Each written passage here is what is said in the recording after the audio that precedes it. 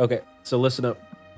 So you all patiently waited hours within the small folk room within Maelstrom, the seat of the Storm Giant Court. Your patience was betrayed by the appearance of Nim and her cadre of other giants, whom she tasked with killing you all. As she departed thinking the job to be done, you were able to convince the Stone Giant and Fire Giant to not partake in Nim's plot. However, failed to convince the Frost and Cloud Giants. You fought a harrowing battle against these giants who you managed to best, sparing the Frost Giant but ending the Cloud Giant's life. With the backing of the Stone, Fire, and Frost Giant, you made your way to the throne room of Sarissa. Once there, you saw Lymrith sitting next to the crowned princess, along with the rest of the princess's royal staff. The situation became tense as you told Sarissa of Lymrith's plot with Nim and Moran being accomplices. Sarissa, not believing you, held her breath as S revealed a lantern of dragon tracking, which shone bright green, alerting everyone in the room that a dragon was indeed there. Sarissa called for her guards, seeing the ruse, but before anyone was able to act upon her orders, Lymrith foresaw the situation turn dire and teleported out of danger, taking a necklace from Sarissa, which incapacitated her momentarily. Excuse me. The party worked as a group to uncover the mystery of Sarissa's incapacitation, and with the direct help of Moors and Enderell, you were able to bring her back to consciousness. Gaining her full confidence, she bestowed critical information to the group, which you helped identify that the Kraken Society was behind the death of both the Storm Giant Queen and the kidnapping of King Hecaton. Calling upon the help of an old friend, Zephyros, you were able to be teleported to his flying castle and began training under his tutelage, preparing you for your upcoming fight. After weeks of training and traversing the trackless sea, looking for any semblance of the Kraken Society, you found it. Okay, and where we're going to open up at is with this readout. Let me change up the music here. Can you guys hear me okay? Yes. Yeah. Yes. Okay. All right. Shit's about to get real. So you all are soaring high above the clouds on the backs of majestic giant eagles, their wings outstretched against the sun's golden rays. Below you is a ship unlike any other comes within view, a vessel that seems to have sprung from the depths of the ocean itself. The picture is actually provided in the Storm King's Thunder chat if you wanted to take a look at it. Right? The ship has the shape of a sinewy grace of a giant squid, its sleek, elongated hull glistening in the sunlight. Deep within the open hold of the ship is a massive storm giant chained down. You realize from Sarissa's description that this is Hecaton. Your presence has already been noticed by the cult on this ship. Fiery bolts are being launched at you from these mounted ballistas on the top deck. We're going to go ahead and roll for initiative. Oh man, we already going into the deep end. Oh yeah. Pun intended. 10. 16. Here we go, and Asmodeus. And 14. Okay, cool. Sweet. So what the hell? They didn't. Oh wait, no, they just have a higher initiative. Okay, fuck yeah. Just to let you guys know, your eagles have a flying speed, I think, of 60 feet. They are mounts, right? So when it comes to, sorry, they have a flying speed of 80 feet. So you guys are still very high up, probably about like 160 feet up in the air, kind of dive bombing down onto this thing, okay? If you guys come to your turn and you wanted to dash with your eagles, you'd be able to get to the top deck of the ship. Otherwise, if you just go full 80 feet without dashing on your giant eagle, then you're going to be halfway there, okay? But it is going to be these cultist turns, and they are going to start launching huge ballista bolts streaming towards one on each of you. They have a +6 to hit. The first one's going to be launching at you, Asmodeus, and your giant eagle here. Let's see the range. It's 120 feet, so it's going to be rolled at disadvantage here. All right, since you guys are about 160 feet away right now, so it's a 9. Bolt just flies right past your giant eagle, Asmodeus. This one at disadvantage against US, an 8 swings and misses. And this last one coming at you, Morris, with a 16. Giant Eagle's AC is 13. So your Giant Eagle's going to take 7 points, and so 11 points total. It's bloodied right now. As it kind of clips its wings, your Giant Eagle starts screeching out in pain, right? And the last one is going to shoot at Victor, who's kind of still all the way above you guys. Sweet. Now, Mords, it's your go. And your Giant Eagle screeches in pain. I will dash. So Okay. I can move it, right? Yeah. Maybe. Actually, let me make sure the setting. No, I won't let on me move. there. I can move my character. Yeah, sweet. So dashing with the eagle to be able to get right to the deck. All right, got it. Yeah, pretty much. And then I will bonus action teleport off the eagle to right behind using Blessings of the Raven Queen. Yep, gotcha. So remember now, Just now you so still I have get your immunity. action. Okay. Oh, I didn't know I had my action. Nope. So yeah, so you can just use if you have a mount, you can dash, disengage, and dodge on the mount. Okay. I didn't know that. I'm not going to use my bonus action teleport then. Oh, okay. I will go straight to the cultist B. I will put one of my boons on him, so my first attack should come at advantage. You're interdicting him. Yeah. Okay. So first hit's 27. Mm-hmm. You see tentacles kind of spring from his face underneath his mask, or rather his hood. 6 points. What's the lighting here? It's bright light. You guys are in like the open sea. Cool.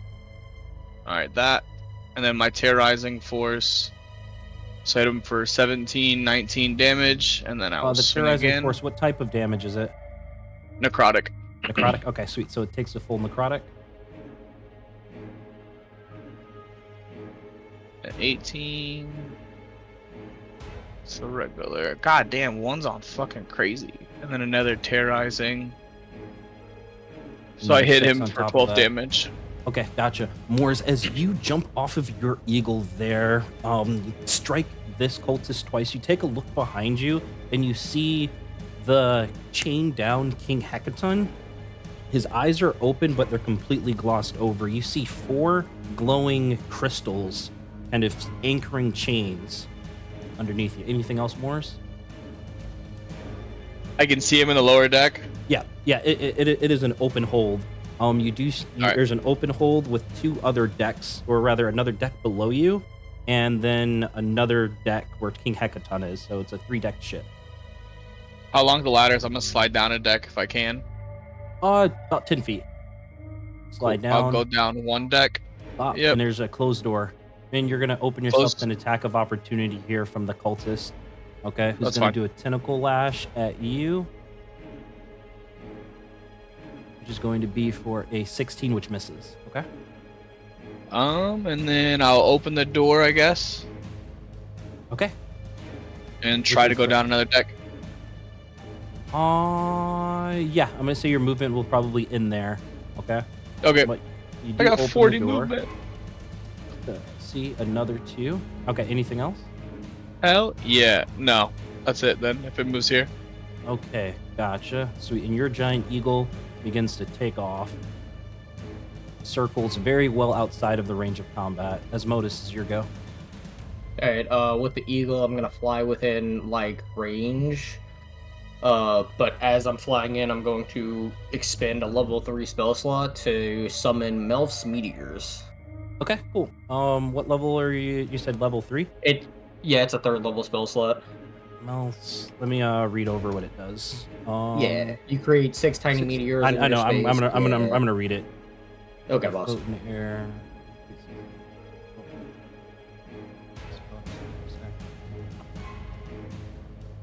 1 or 2. Okay, cool. Sweet. So Yep. you have 6 spinny little meteors. Okay, keep going. Yep. And then I'm going to use my bonus action to throw them in. I'm going to throw it in between Talt and Cthulhu. Okay, gotcha. These 2. So 1 on him Yeah. and 1 on him. Yeah, like in between them, because then it would be within 5 feet of both of them. And then they need to make dexterity saving throws. explodes. Each creature I do moves apologize 5 in feet advance to everybody. I'll be point coughing a of lot because monster my dad was explodes. acting up again. Hold on. Once a meteor reaches its destination or impacts against a solid surface, the meteor explodes. Each creature within 5 feet of the point where the meteor explodes must make a dexterity creature. I don't know if you make 2 dex saves or just 1. If you No. expend, Well, so Rashad, how You many can projectiles is expend- he launching? hold on. How many is he I'm launching? shooting one uh, in between 2 people. Oh, you're shooting only 1. Okay. Yeah, I'm gotcha. throwing Alright. out one in between 2 people. So it's Okay, only one gotcha, dex gotcha. save. Yeah. Yeah. All right, cool. It's one dex Yeah, save. because This you is do gonna a be dex for the save for each shoal, projectile and then you this is launch. going to be for the bolts. Oh, no. So Jules, what's your spell save DC? It's a 15, so he only takes 15? half damage. Yeah, so both of them are going to take half damage. Alright, that's going to be 3 damage on Just the 3 both of points them. of damage. Okay, sweet. As Yeah. your meteor kind of lands in between, setting a little bit of a fire to some of the surrounding wood. Alright. And I think that's everything I can do. Okay, gotcha. S. Right, so we're Are gonna you start. concentrating on that spell? I imagine you are. Yes, I concentrate up to 10 minutes. Okay. Ooh, perfect. So I'm going to go ahead and dash. Okay, sweet. shit. Getting your Where the eagle. hell- Which way? This way or this There it way? is. I'm gonna go right smack dab on top of Hecaton. Okay, the eagle's not going to be able to get all the way down there. Right now, you have to be able to Fine, get to I the... want to jump. All right, sweet. You're going to take a little bit of fall damage here. Okay, I need you to make... I think it's a DC 15 dexterity saving throw. Otherwise, you'll go prone once you hit the deck. I did an 11. Sweet, 11. So you don't go prone, but you still take 3d6 fall damage here. You're going to take 11 points of bludgeoning damage as you manage to just kind of land right on top of them. So, oop, you're landed right there. You catch Moors right there. Yep, yeah, Moors Perfect. should be right there. Okay.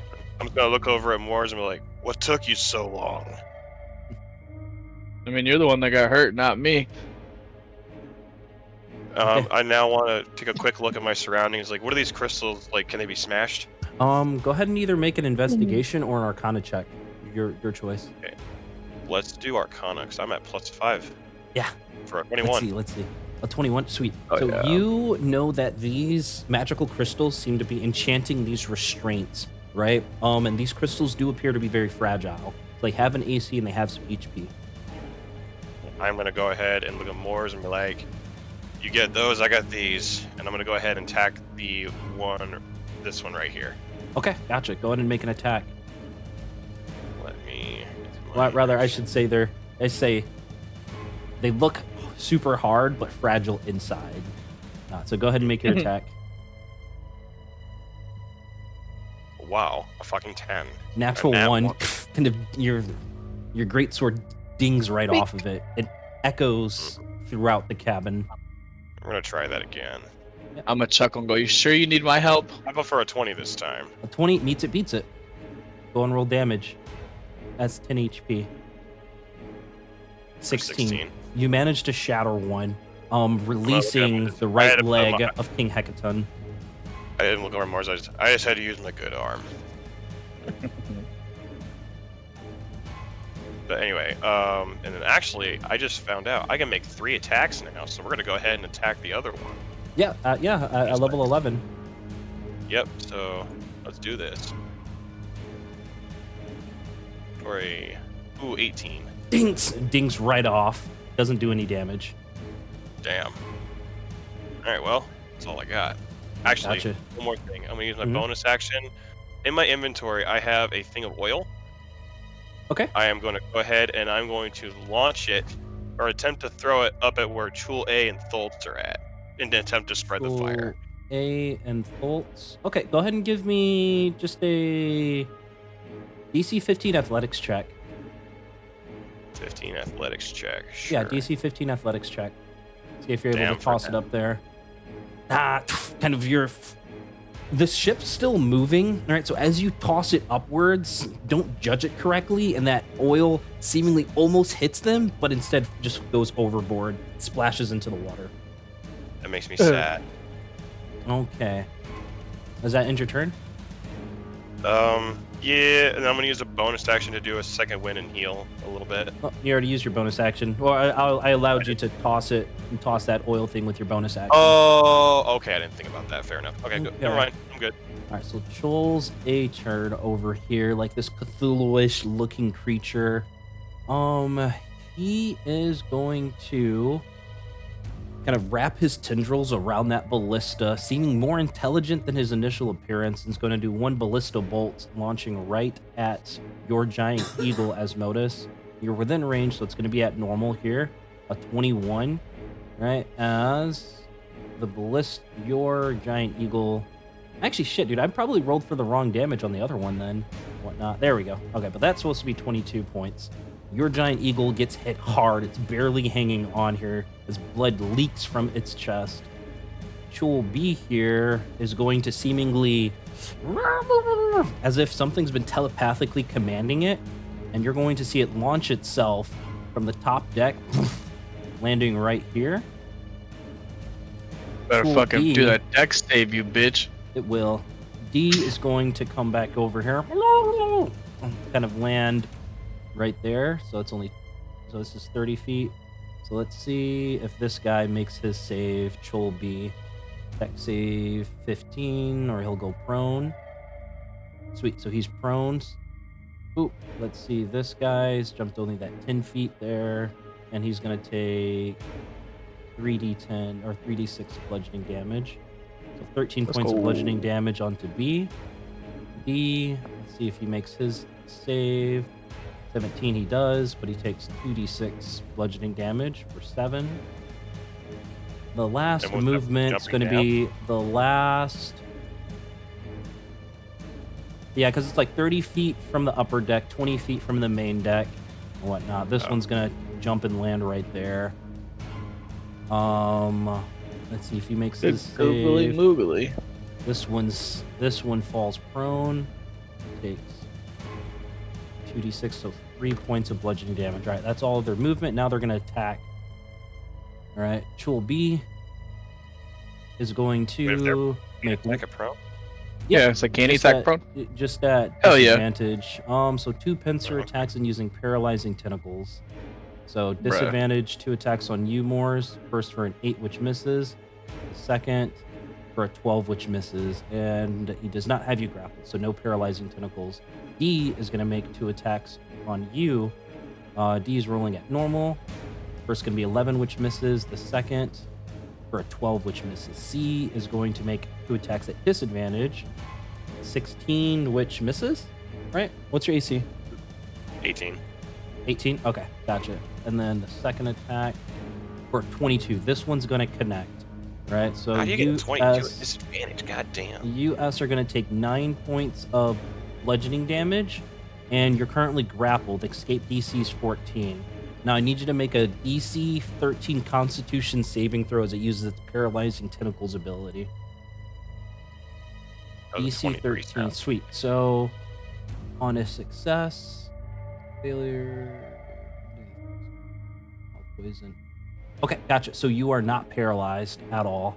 All right. Sweet. So that's all of the Chuls go. Sweet. Yeah. That's all of the Chuls. Is all of these guys, these Cthulhu monsters, latched down as if being commanded telepathically by these other creatures. Bolts here is going to line up a mind rot onto you, Asmodus. I need you to make a DC 15 Wisdom saving throw for me.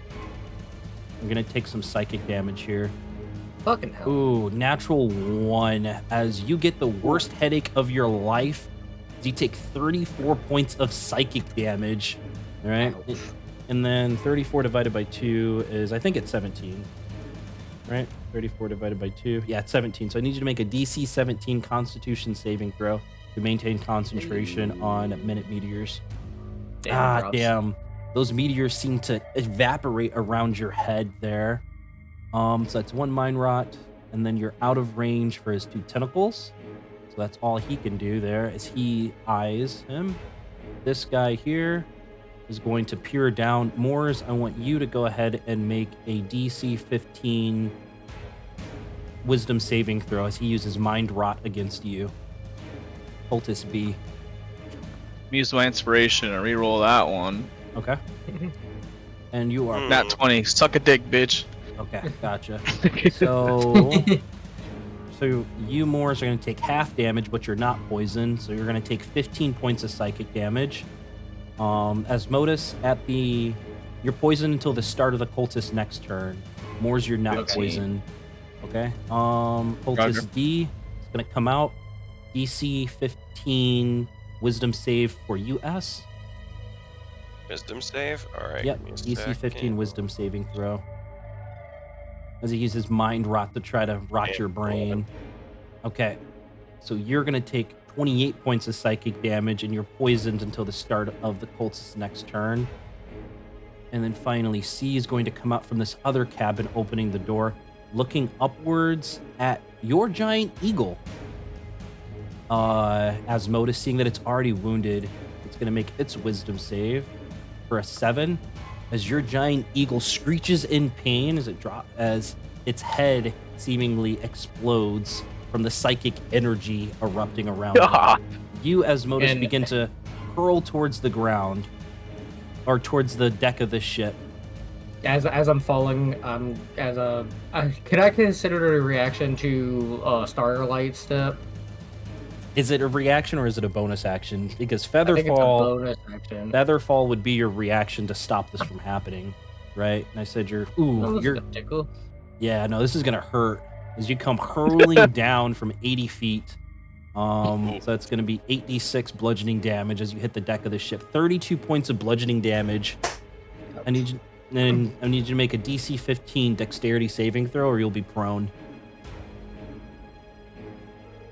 Nope, I'm prone. All right, yeah, you're prone as fuck right now at the whims of these guys. So that's all of the cultists. Moors, you hear the sound of flesh against wood as Asmodeus goes down, as you hear the splash of an eagle fall into the water. You see 3 crystals still active. And that was like a sack of potatoes. Yep. So B in front of me is prone, so I attack with an advantage. Correct. I'll do my first attack at him. I'm just gonna roll both my attacks now. Here we go, falling hazard. So the second one missed. Cool. First one will hit for 7, and then 1 terrorizing force, 5. So 17. So I hit him. total. Yeah, my second one missed. And how high up is the top deck? Oh, actually, I'm sorry, guys. So, stuff about falling. So, a creature that falls takes damage. When the creature lands, it has the prone condition unless it avoids taking damage from the fall. But a creature that falls into water or another liquid can use its reaction to make a DC 15 save. Oh, well, we kind of so screwed that up. to take half damage. Okay, gotcha. So that's how we'll go for now on. Keep going, Morse. How high up is that top deck? 30 feet. Alright, I will use my Blessings of the Raven Queen bonus action to teleport right next to Asmodeus. Okay, fuck yeah. I got it. Yep, and Oh, then no, that will. Hey man, our wizard's squishy. Yeah. Not in my turn. Okay, gotcha. I hit the ground pretty Asmodeus, hard. Asmodeus. Wispy shadow begins to appear right next to you as Moors begins to form seemingly from nowhere, right? Moors, Hi, remind buddy. me that you have resistance to damages. Right up. Asmodeus, bloodied and bruised with maybe a broken arm there from that fall. I'm going to say you are prone right now, so you have to stand back up. Yeah, but no, I stand it must back be your up. go. I'm going to knock back the potion of healing that I have. Okay, gotcha. You get 10 HP using your bonus action to chug a potion, seemingly to Yeah. mend that fractured arm. What else you got? Oh god. If you got anything to shoot them off, blast them. I can. Fuck it. I'm gonna grab the Cthulhu monster next to me and shocking grasp. Okay, is that a save or to hit? It's a to hit. Okay, gotcha. It's at disadvantage.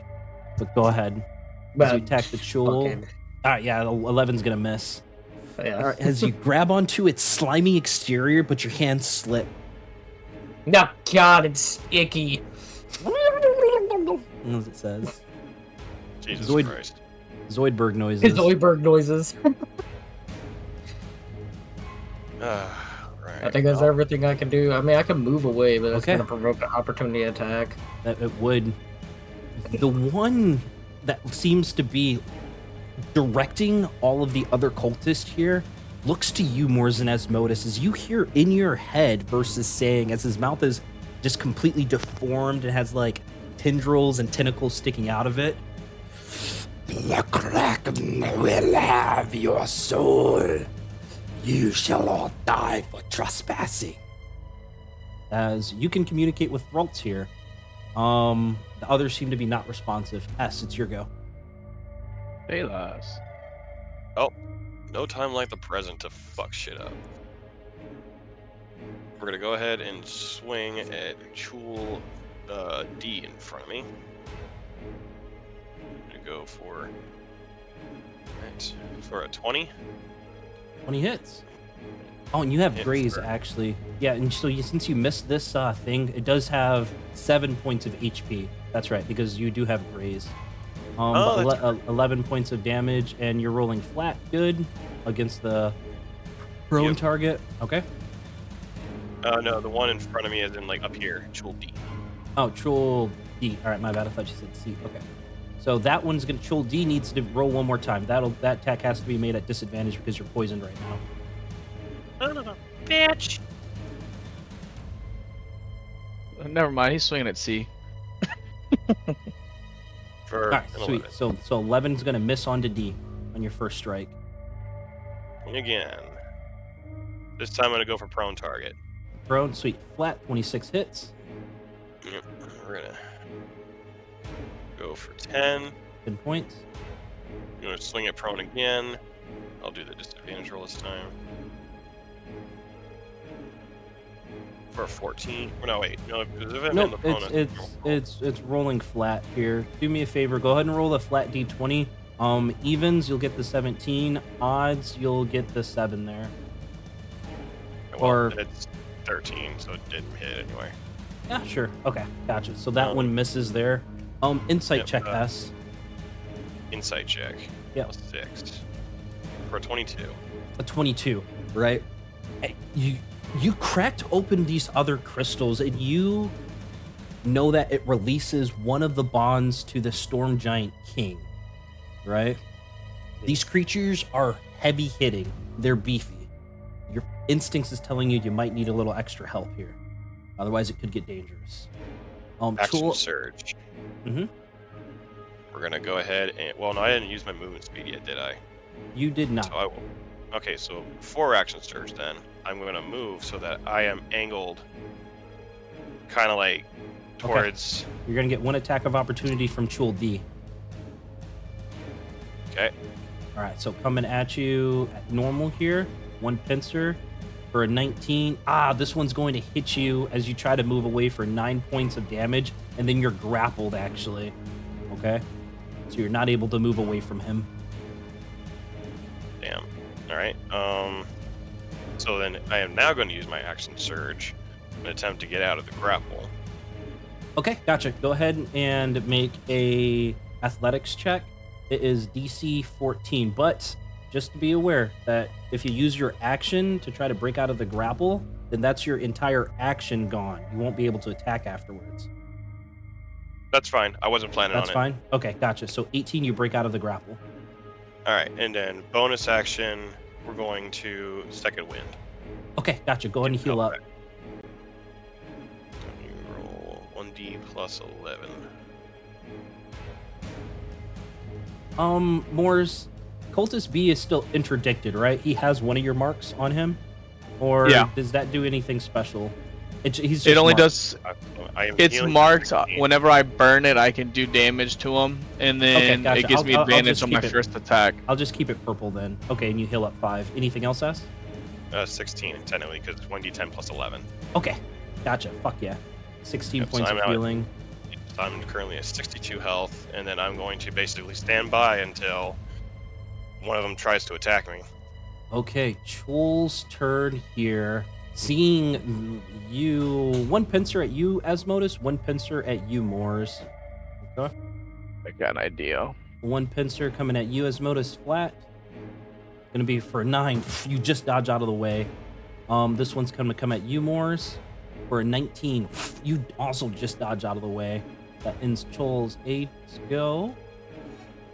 Chol B is going to stand, and it has how much movement speed? It has 30 feet, and it has a strength of 19. Oh yeah, fuck yeah. Seeing that its master's in trouble, it's going to climb. Boop, boop, boop, boop, boop. Get right behind you, Moors, there. And then D and C are going to stay right next to you, S. All right, so Chul B is going to make one. How many? What's the reach? If it ends right there, it has a 10-foot reach. Sweet. So one pincer at you, Asmodeus, for a 23, which will hit, and one pincer at you, Morris, for a 19, which would miss. So you, Asmodeus, are going to take 10 points of bludgeoning damage, and you're currently grappled. I'm gonna use my Alright. baiting seal to lessen some of his damage. Okay, go ahead and roll. Asmodeus, you're going to heal up this damage here. So, Asmodeus, heal for 14. Or actually, no, sorry. He healed for 10. Okay, because you just negate the damage. Yep. So that's one pincer, and then now, Baiting. Asmodeus, I need you to make a DC 13 Constitution saving throw as it uses its paralyzing tentacles.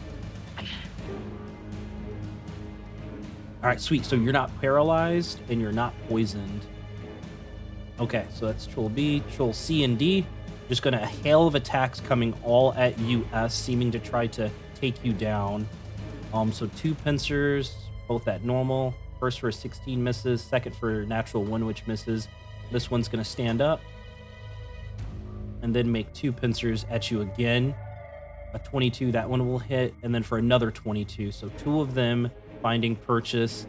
As you manage to block the first 2 pincers coming at you, but the next 2 kind of catches you in your blind spot. You're gonna take 13 points of bludgeoning damage, followed up by 12 points of bludgeoning damage. And since you're grappled, I need you to make a DC 13 Constitution saving throw, as he uses paralyzing tentacles on you. 14. A 14, sweet. So you're not paralyzed, but you are grappled by that guy there. D already went. So top of the order is going to be the cultist here. So you guys are no longer poisoned. The start of the cultist next turns. But Throat, seeing you, Moors, dodge and dip out of these attacks, become the focus of his ire. So he's going to make 2 tentacle lash attacks against you, and then... Nope, sorry, 1 tentacle attack, and then 1 mind rot. All right, sweet. So Moors coming at you for a 25, which would hit. So you, Moors, are going to take 8 points of slashing damage plus 17 points of necrotic damage, and you are going It's to resisted. Yes, gotcha, Damn, yeah. I actually already resist necrotic. That's so fucking stupid. All right, sorry. So that's 4. like but you are resistant to all damage, right? Yeah, I know, until but the Shatter start of Guys your next normally turn? resistant. Yeah. Okay, gotcha. So you're going to take 4 points of slashing damage and 8 points of psychic damage, and you're grappled, and you have restrained condition on you. Okay. So now I need you to make a DC 15 wisdom saving throw as he does a mind rot to try to rack your brain.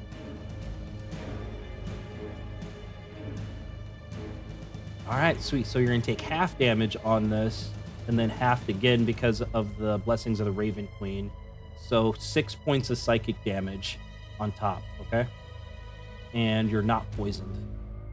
So that's Throat's turn. Cultist B over here. 2 prime targets over there. It's got a long way. I don't think he has a move flight speed. Nope, just 30 feet. So it is going to make a... Nah, he's going to be safe. Fuck it. He's going to turn the ballista around and aim right at you, Moors. Through number B, you better hit that motherfucker. Okay. So plus 6 to hit. 24 and whatnot. You, Moors, feel the sting of a bolt hit your back for only 7 points of bludgeoning damage, though, from Cultist B over there. So that is half that. So is it 4 or 3? That's 3 points. And then it is going to do Mind Rot on you. Need another DC 15 Wisdom saving throw. Nope. Okay, so this is going to be half, but you will be poisoned. So you're going to be 13 points of psychic damage, right? And you're currently poisoned and restrained until the start of the cultist's next turns. Where we need C fucking and D Victor. look down upon you, S, seeing a tantalizing creature. Let's see. One of them's going to focus. It's going to jump, or rather just walk down there, get right up next to you. This one here is going to come up to this other deck, position that crossbow bolt, and make it another attack against you, Moors, seeing that you're heavily injured right now and restrained, actually, so the attacks are coming at advantage. So for a 21, bolt just misses. And then Moors, another DC 15 wisdom saving throw as D does Mind Rot against you. Nat 21. 20. Sweet. So you're going to take quarter damage, so 6 points of psychic damage. C over here, you're currently grappled right now, but not restrained. So Cultist C is going to just make one attack against you, S, with Tentacle Lash, 19, which will hit. You're going to take 6 points going of to do, slashing damage. Mhm. Strength parry. Reaction strength parry. Okay, gotcha, to reduce some of the damage. Yep, 1d10 plus 3. I negate 13. Yep, so you negate 13 points of that damage, so 6 points of slashing and 15 points of psychic. And now you're grappled and restrained. I need you to make a DC 15 wisdom saving throw for me as he uses Mind Rot against you. For an 11. An I think I'm 11. dead here, guys. Do you have an Indomitable? Do I? I think so. It lets Indomitable is one of the things that lets you re-roll your saves. Oh yeah, it is. You do. You also Right, have that's- Mage Slayer, which means Guarded Mind. So if you fail, you can cause yourself to succeed on an Intelligence, Wisdom, or Charisma check. Check out the Mage Slayer feat for yourself. Let me take a look at that real quick then. Mhm. Where the hell you at? You're probably all the way down at the bottom. Yep. Yeah, it's all the way down at the bottom. So did you want to use Damage Indomitable or Mage Slayer potentially? Let's do Indomitable, Okay, gotcha. Go ahead and make your re-roll. and that's the Wisdom. Yep, Wisdom save. Damn, unfortunately it's 5. All right, you're going to take 27 points of psychic damage. And as this psychic damage seeks into your brain, you begin to hear the echoes of perhaps a entity beyond your comprehension. Perhaps they're even its master. I Moors. initiate the ring of mind reading. I do not consent to it talking to me. Okay. Kind of shielding your mind from the dangers from something otherworldly. Moors, the pulsating blue energy of these crystals behind you kind of emanate from the below deck. It's your go. You're currently restrained and grappled. I'm gonna smile at Thultz because he's technically grappled me, right? It's him. Yes. All right, he needs to make a Constitution 18 save throw. Con save 18. He's not proficient. 3. All right, I'm 1, 2, 3, 4, 5. I want to do D10s. Fuck it, I'll do 6. I'm gonna do 6 of my Infernal Conduit dice for Devour. So he's gonna take 6 D10s worth of damage, and I heal it. Okay. 2, 3, 4, 5, 6. So I heal 40. He takes 40. Love it. All right, and then I'm gonna look at Asmodus and try to drop. As I'm gonna teleport out. I'm using my bonus, the Raven Queen, to teleport out. But I want to look at him as I try to drop my Tasha's Caustic Brew spell scroll, as I tell him to use it on the bolts down there to dissolve them. Okay. Gotcha. And I'm gonna teleport down just because I'm not efficient and I don't want to have to make a fucking roll for it. Okay. Gotcha. Boom, boom, boom. So you teleport down 30 feet, and you have resistance till the start of your next turn. Anything else, Morris? So that's your action, bonus action. I think that's it. Action. Yeah, I'm gonna just move out the way so if he gets right there, he can hit both of those in one go, and I'll end my turn right here. Okay, gotcha. As Modus, you hear this warning from your friend. What do you do? Well, 3 creatures are surrounding you, looking to end your life. It's Well- a Tasha's Caustic Brew level 1, so what I dropped. as he teleported away, like I touched his back and like Minato from Naruto, like I put a seal on him, and I'm going to Starlight Step behind him. Not provoking attack of opportunity, All right, get the and hell out of then dodge. getting the Hit hell out of dodge. those two with that 30-foot fucking ray.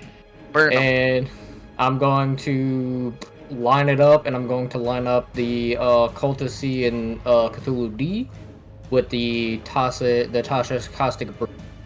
Okay, gotcha. Let me look up the spell super fast. Yep. Don't hit the people, hit the bolts on the backside of the ship. These So you two? can melt it. Yeah, right under These S two? and Yeah, the one no, closest yeah, to us. then Yeah. I'll hit those two. The crystals? Yes. Yeah, you gotta move right in front of them so it's a straight line. Like right here would be better. Yeah. Okay, gotcha. Let me just look up the spell super fast. And use the app. Because it's just a fucking saving throw, and I don't think those can have a saving throw.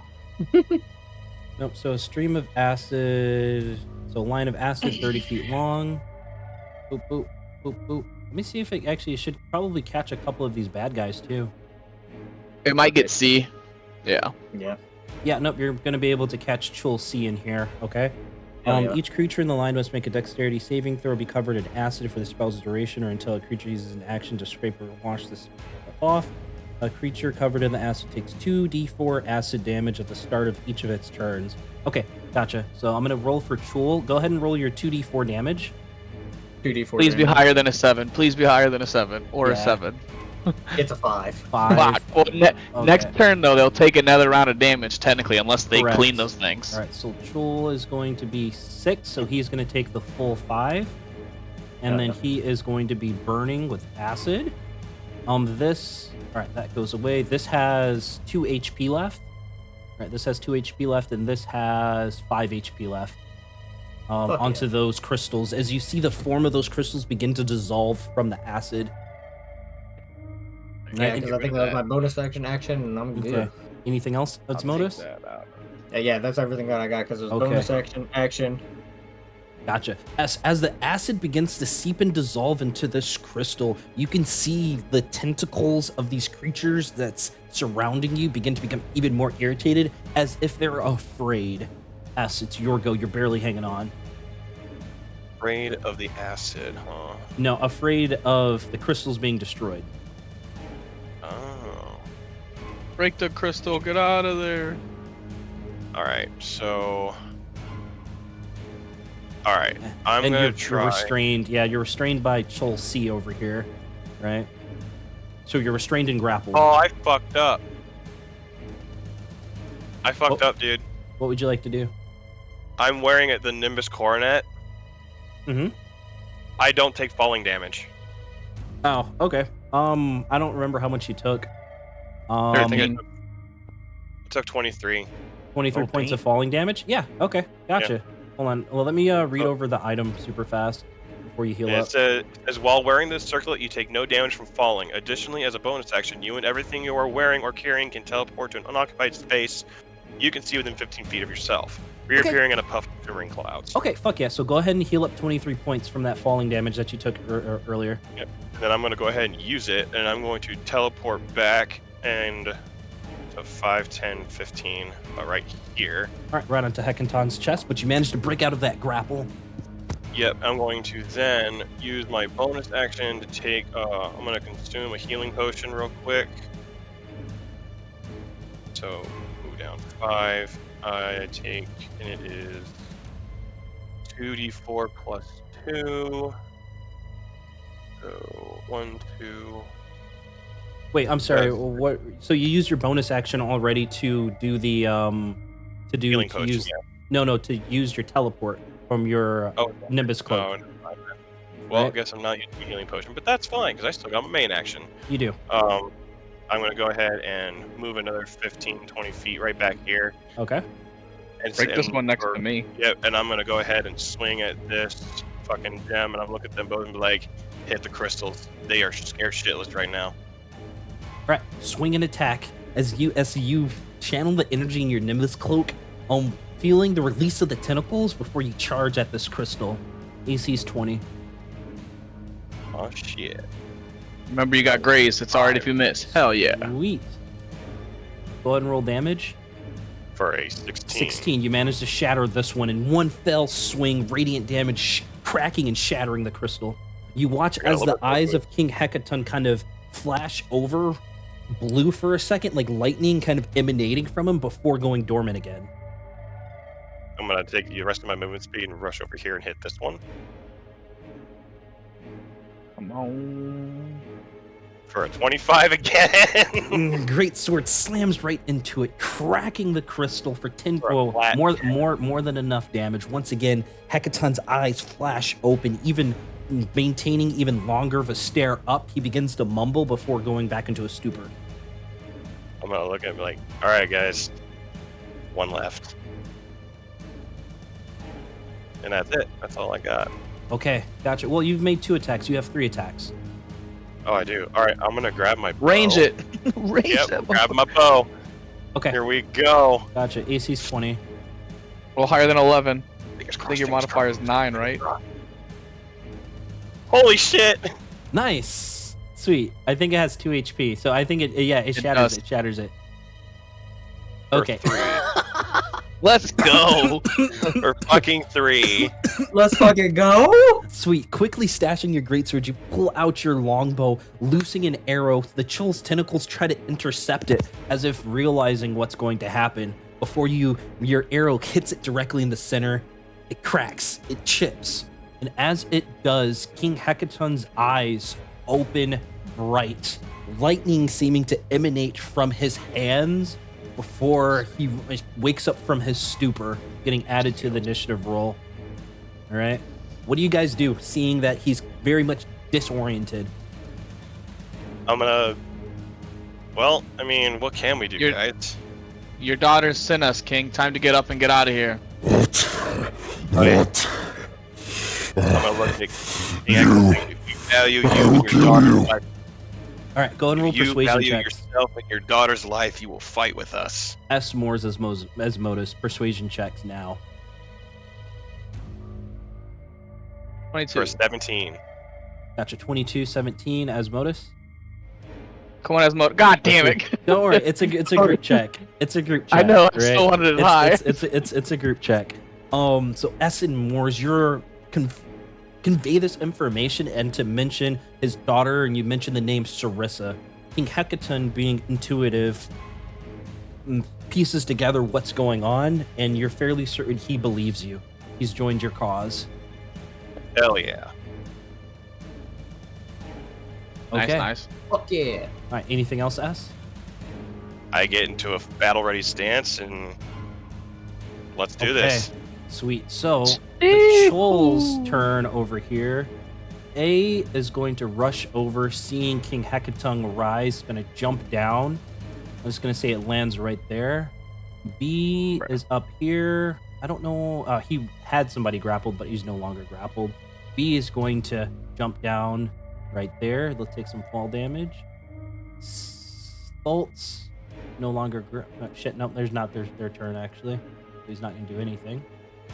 The other trolls will stay put. All right, so A is first. A is going to make 2 attacks against Hecaton with its pincers. First for a 10, which misses. The second for a 10, which also misses. B is going to make 2 attacks against Hecaton for a 25, which would hit, and a 9. But he is a huge creature, so he's not grappled, so he can't be paralyzed. But he is going to take 5 points of piercing damage from him. Chul D over here is going to make 2 attacks against Hecaton. First for a 25, which would hit. The second for a 19, which would hit. For 21 points total. Against kind of batting at his leg. And then C is going to take 2d4 acid damage, Asmodus, from your spell. Okay, go ahead and roll 2d4. So 8 points of acid Oh damage. yeah, that's fucking Nice, max damage. And this one is going to slide right here and make 2 attacks against King Hecaton. Obviously more distracted by the current threat of a Storm Giant Lord, vice the party members. So it's going to be all of the Chul's turns. Now it's King Hecaton's turns. You watch as this 28-foot tall Storm Giant rises to his feet. The cultist seemingly to shrink back. He rises, he brings a hand up to the sky, swirling dark clouds before he motions his hand downward. And you see a lightning storm, and in a 10-foot,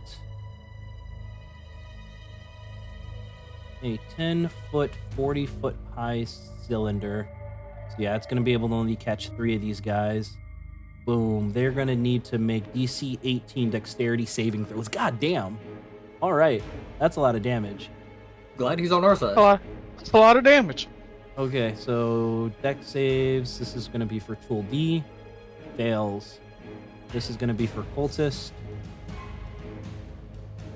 Fail. Saves. God damn, that was a nat 20, baby. The And nimble this as fuck. Tool is going to be this one here, which fails. So Chul C gets evaporated by 73 points of lightning damage. Chul D gets evaporated by 73 points of lightning damage. This one here is going to take half damage of 73, which is divided by 2 is 36 points of damage. All right, that's King Hecaton. Fellows, these cultist swine, they will all die at my hand. Okay. Goddamn right they will. See, top of the order here. Thultz is going to come over here. Nobody's poisoned right now, but he is shitting himself. He is going to 30 feet of movement speed, be able to get down to the lower deck there, but that's it. Oh, thank He you, is bitch. I'm going killing that to- motherfucker. Yeah, he's gonna mind rot onto King Hecaton to try to poison him.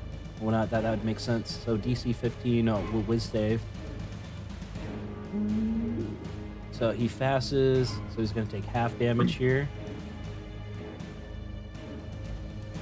So 12 points of psychic damage. The rest of the cultists here, B is going to use his movement speed to get down there. D is going to use his movement speed to get down there. These two, however, are going to focus their attacks. No, they're coming down. This one here is interdicted, but B is going to attack Umors. D is going to split between S and Asmodus. So Umors are going to take 2 tentacles coming at you. The first for a 26, which would hit. I think you still have resistant to damage right now, though, right? Yep. So you take 5 points of slashing and 8 points of psychic damage. And you're currently grappled. And then 13. it replaces one attack with Mind Rot. All right, so it is going to replace. So Morris, DC 15 Wisdom saving throw. Because he uses Mind Rot against you. Nat 20, 21, bitch. so You you're can't gonna take take me. quarter damage.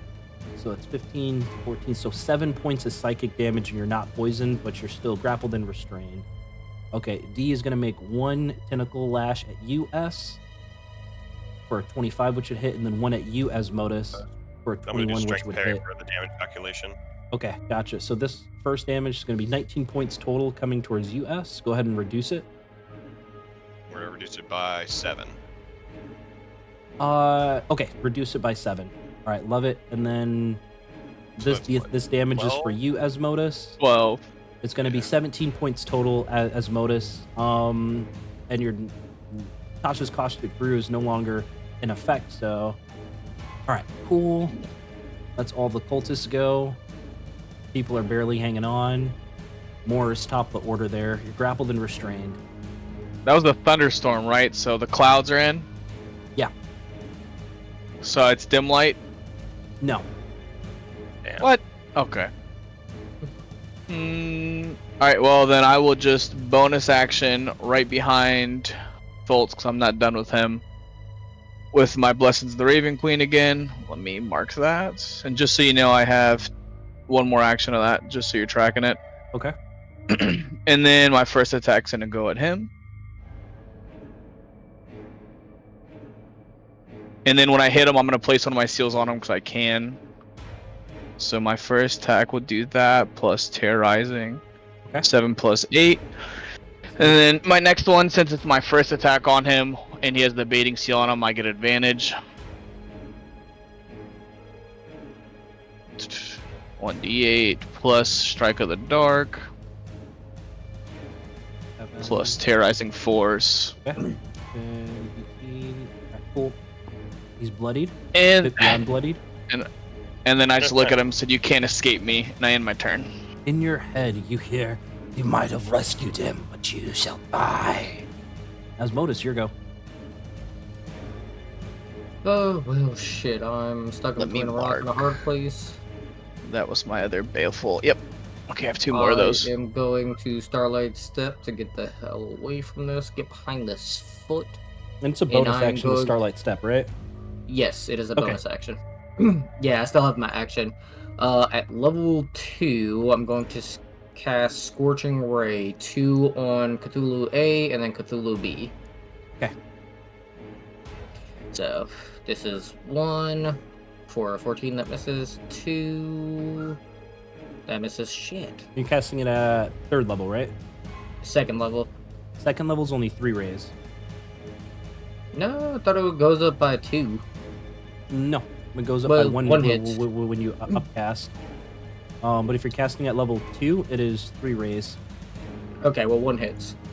1 hits onto B Yeah. or C, or B or A, sorry.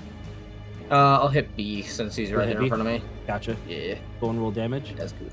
That's good. 2d6 fire for 6. for 6 points of damage. There's 2 of the rays go wide, but one of them begins burning the tentacles at this creature. Okay, and I think that's everything I can do.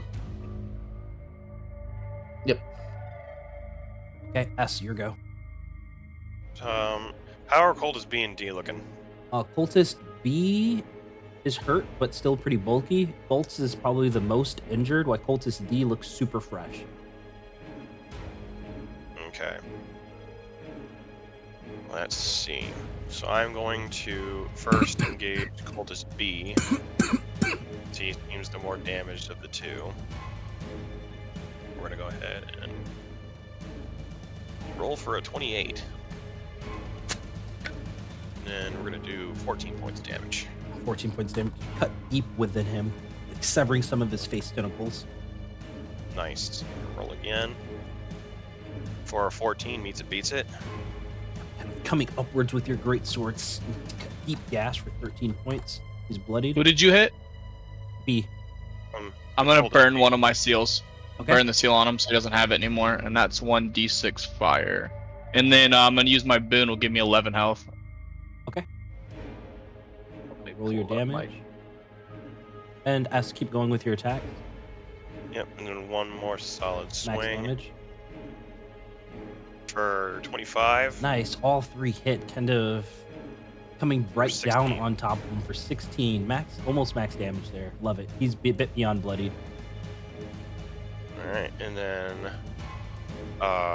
bonus action, I will use another second wind to heal 1d10 plus 11. Okay, go ahead and heal up. Chol's go. This one here is going to make 2 pincer attacks against King 6 plus Hecaton, 11. looking to try to end him. First is going to miss, second's going to miss. Chol B is going to do the same thing. 2 against the one's going to hit. He's going to take 13 points. Oop, oop. As the Chol seem to be focusing on King Hecaton, is his go again. He's going to see if he recharges his Lightning Storm, and he does not recharge his Lightning Storm. So he's going to make 2 attacks, 1 with his Storm Sword, actually 2 with his Storm Sword, swinging at Chol A for a 19. 19 to hit. Chol's going to take a lot of damage there. God. 26 points of slashing damage, and then 16 points of lightning damage as a lightning sword, storm sword forms in his hands. slashing him deep. He's going to swing around for Chol B with his storm sword for a 32 to hit, which is going to be doing 21 points of slashing damage, and the 15 points of lightning damage will do it, slicing this one in two. It's 2 attacks. That's going to end his turn. Top of the order. Bolts over here is going to make a tentacle attack against you, Moors, for a 13, which misses, and then DC 15 Wisdom saving throw again, as he does Mind Rot. Man, I failed that one. 8, so you're gonna take 25 points of psychic damage. Sorry, you're halved right now because of Blessings of the Raven Queen. So 12 points of psychic damage, but you are poisoned right now. Cultist C over here is going to come right towards you, as Modus, as you're kind of pressing your hand to your chest because of some of your previous injuries. A tentacle lash coming at you for a natural 1, which you dodge out of the way, but this one's going to do a Mind Rot. I need you to make a DC 15 Wisdom saving throw. This actually might down you anyway, even if you pass. Yeah, so you're at death's door here, even with half damage. Oh wait, right? How much do you take? How much health do you have? He has 6 HP. And he took 6. How much do you take? Abating seal won't save you. Half would be 15. Abating seal wouldn't save him. Yeah, it'd be 11 Actually, points left over. It'd be 11 points. You need to roll 11 points of to reduce it. Nah. All right, I'll get you next. Okay, gotcha. So death's door. Thanks. Alex, put yourself at exhaustion 1 for me, okay? That's 2 attacks. Cultist B here is going to Mind Rot King Hecaton, but make 1 tentacle slash against you, Moors.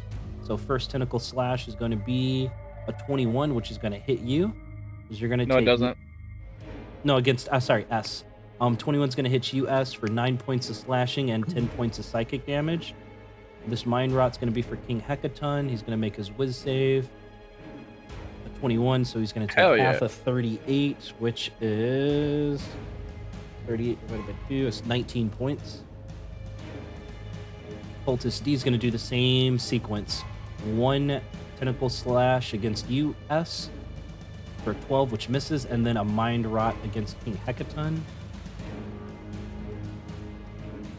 for another 22, as he takes 12 points of psychic damage. Okay, gotcha. Ends of their turns. Moors, you're actually... Yep, so you're poisoned right now, but it's your go. Since my first attack will be an advantage, it just evens it out, right? It's a flat roll. Yeah. Yep. 18, alright. 18 will land. And then that's my strike from dark, and then there is my terrorizing force. Gotcha, he's barely hanging on. I will burn my seal for 6 on him and also gain my 11 temp health. Oh, that did no damage. And then I will swing, and this one's at a disadvantage, right? Yep. Yep, this one's at disadvantage. That's not gonna hit. So close. Swing and a miss on the second trick with your rapier. Anything else? Can I? Nah, I don't have much to do with my bonus action, and I will sit where I'm at. Okay, gotcha. As Modus, it's your go. All of your rolls just have -2, but otherwise you have your full action economy. What do you do? Fantastic. I'm tired of fuckers hitting me. At level 4, I'm casting Stellar Bodies. Okay, what does that do? You create 2 small storbs that orbit you. They twinkle pleasantly, shedding a dim light in a 10-foot radius centered on you. The stars protect you. If a creature within 5 feet hits you with a melee attack, they must make a wisdom saving throw or take 1d8 points of radiant damage for each star orbiting you. Once per round, on your turn, you may use your action to shoot a star at one of the enemies within 120 feet, dealing 4d8 points of radiant damage. Then the creature must make a Constitution saving throw or be blinded. Okay, gotcha. Sweet. Do you want to launch one or just keep them orbiting? I don't think as a bonus action I can launch one, so they're just kind of orbiting around me. No, I think it's like you could have the option for when you cast it, because it's still like once per this round, right? Yeah, I'm gonna throw it to to the one in front of me then. Okay, the one in front of you. All right. Yeah, It's a they ranged just attack have spell, to- so it's go ahead and roll your to hit. On any of your It ones doesn't that's have a used- 2-hit. just roll any ones that has the +8, right? Just make sure you The roll at, +8, okay. at disadvantage. Nope, sorry, not disadvantage because of you're within 5 feet of an enemy. No, 15. 15, 15 would hit. It fucking you still got it. hits. All right, and he's gonna do. Fuck it. It's gonna be 4d8 radiant damage to him. Oh wait, shit. No, sorry, it would miss because that would be a 13, right? Yeah, because of the -2, 2 the -2 because of the exhaustion being at death's door. So 13 would miss. Damn. That's sad face. Yeah, that's right. Stellar Body just whips over the cultist's head. Its tentacles lash out at you, kind of in retaliation. Anything else, Asmodus? Do you move? I'm gonna use my last Starlight Step to get behind S. Gotcha. Umors watches as Asmodus vanishes behind you. Here, Asmodus appears behind you. It's your go. All right. Let's see. What kind of fun shit do I have here?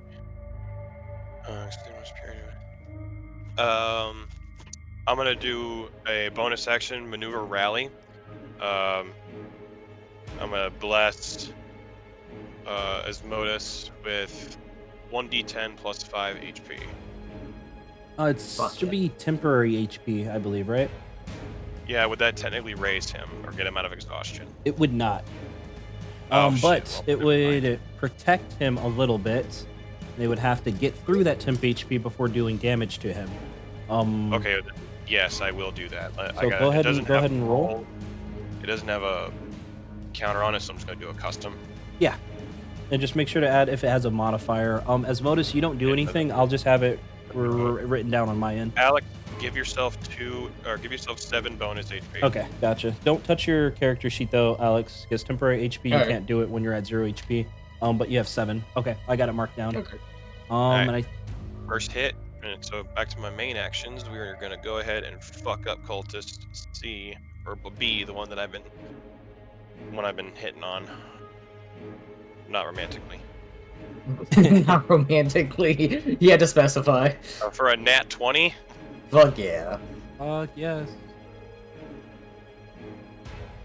for 25 crit. Onto which one? Sorry, Cultist B, the one that I've been attacking. Cultist B, 25. He's barely hanging on. You gotta be fucking kidding me. He's got a lot of health. Yeah, they're beefy boys.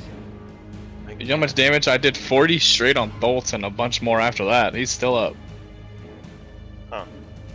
Alright, well, then we're gonna go ahead and swing again. Oof. For a 12. He 12's blocks. gonna miss there, but the first one cuts him deep. Graze that motherfucker. Yep. Yes. So add 3, so then 25 for another hit. For 8 points. 8 points. He's barely hanging on here. You know that you'll have him in the next God. round. God damn it. You guys are tough. Okay, sweet. Troll A's turn. He's gonna make 2 pincers just right at King Hecaton here, focusing on him still. 22 and a 16, both hit. For 17 points total. King Hecaton's unbothered by it, but he eats it. Now it's his turn. Let's see if he recharges his lightning storm, and he does. Let's see. Hey, let's yo. see. He raises his hand again. Lightning begins to crackle in the air. US look upwards to see lightning bolts come down, seemingly making sure to miss you though. Right? Right. It's gonna strike, boom, just right there, just getting those guys. Let's roll the damage. God damn. Alright, let's see. Deck saves. Even on actually we- 69 we- divided by 2 is 34. So he would get charred regardless. He gets incinerated, and he would get incinerated regardless of if they pass their saves, right? As all of your ears just almost go silent before a ringing bee of tinnitus kind of takes over. King Hecaton looks to the rest of you as he says, Finish off this rabble now. Then Thultz's turn over here. Seeing his Chols defeated, he is going to look to try to. Yeah, he's just gonna make a tentacle lash at you, Moors. You're poisoned but not restrained, I believe. Wait, doesn't Yeah. my poison end now? It's the start of his turn. It is. Sweet. So 21, which would miss. And then a Mind Rot, DC 15 Whiz save. As Fuck he- this guy, man. Yeah, as he's going to try to begin to run. Miss. And then I get attack opportunity, right? You do. 24 damage. Well, Yep, actually, Yep. You take 24 minus 24. 11 is 13. I get rid of my What- temp. What are you subtracting? My temp, because remember, Okay, my gotcha. boon. No, if you just take the damage, it does it automatically for you. You don't have to touch your temporary HP in D&D Beyond. Oh, damn. Yeah. Cool. Well, then I gotta add that extra little bit of damage. Yeah. Okay. Yep, I did it. Go to my make your attack of opportunity. 21, which would hit. 9. Plus these. Plus 12. terrorizing. Dark. And then 8. Do you get your strike from the dark on opportunity attacks? It just says on your first melee attack of the turn, and this will be like my first one of this one. But no, it's on. Never mind. Let me double check that. I don't think so. Yeah, I don't know yeah, about. It doesn't really. Yes, go ahead and just state. read up on it for me, okay? But I'm gonna say it's not gonna apply here unless you Okay. you read up on it, okay? All right, cool. Thult's C over here is going to see Thult's take off. He's beefy though. It's once per turn, It's and I already once did per it once this term, so technically no. Okay. So Moors's go, not Moors's go, Cultist, Tentacle Slash against you, Moors, 23. Beats it. You're not resistant right now, right? Nope. No. So you're going to take that much. man. So 20 points total there. You're restrained. Second attack is going to come at advantage on the Tentacle Lash because they're restrained, but this one misses. And then he's going to move you a little bit. He's going to try to go up the stairs with you here. Okay, Cultist D. Tentacle Lash against Hecaton, and then Tentacle Lash against you, Asmodus, because you are very much hurt. For 17. 17 hits you, Asmodus? It does, but he has to make a wisdom saving throw. Gotcha. So this is going to be 8 points and 17 onto King Hecaton. And then this is going to be on top of you, Asmodus there, which is going to burst past that temporary HP. So your wounded condition is going to be worsened to 2. And then he's going to make a wisdom save, you said? Yes, a wisdom saving Wisdom throw. save 16. Does a 16 pass or fail? Let me check real quick. What's I'm your gonna wisdom say save that DC? my spell It's save 15, DC is sweet. 15. So he takes... And... Okay, gotcha. He doesn't take any damage from the stellar bodies either. All right, cool. That's all of their goes. Moors, it's your turn here. We'll use my last Blessings are even clean. I'm gonna teleport up to Thult's. Okay. You still got the poison thing on me. Did he poison me on a regular hit? Okay, I was just curious. No. All right, and then the first attack will be advantage. Yep. 19. I'll just roll my second attack. 16, so both hit. I'll do both my regular rapier damage, both of my terrorizing force. Okay, love and it. then How my do you- how one do you do it strike on from this the one dark. up here. Okay, after I come up, the first one's gonna be a slash across his face, and then as I grab his head, I'm gonna read in his head, like I said, you can't get away. And as soon as I stab him, I want to burn my seal to catch his face on fire. Love it. All right. Whoa, what else you got? That ends my turn. That's Okay, all my gotcha. reactions. Asmodus, it's your go. Bloodied and bruised. At 6th level, I'm casting Magic Missile for 8 He's gonna- missiles. He's going to counterspell you, the cultist, and whatnot, because I finally remembered they have counterspell. I need you to make a DC 15 Constitution saving throw, or your spell will be negated. You can do it. Let's Sweet. go. All right, sweet. Your magic missile comes true. You said 6, which is Yeah, going to It's be... gonna be 3 on Cultist D and Cultist C. Okay, gotcha. 3 and 3. Gotcha. Love it. Yep. So 4 see. times 3 is 12. No, you only just roll once. So 12 points onto Okay.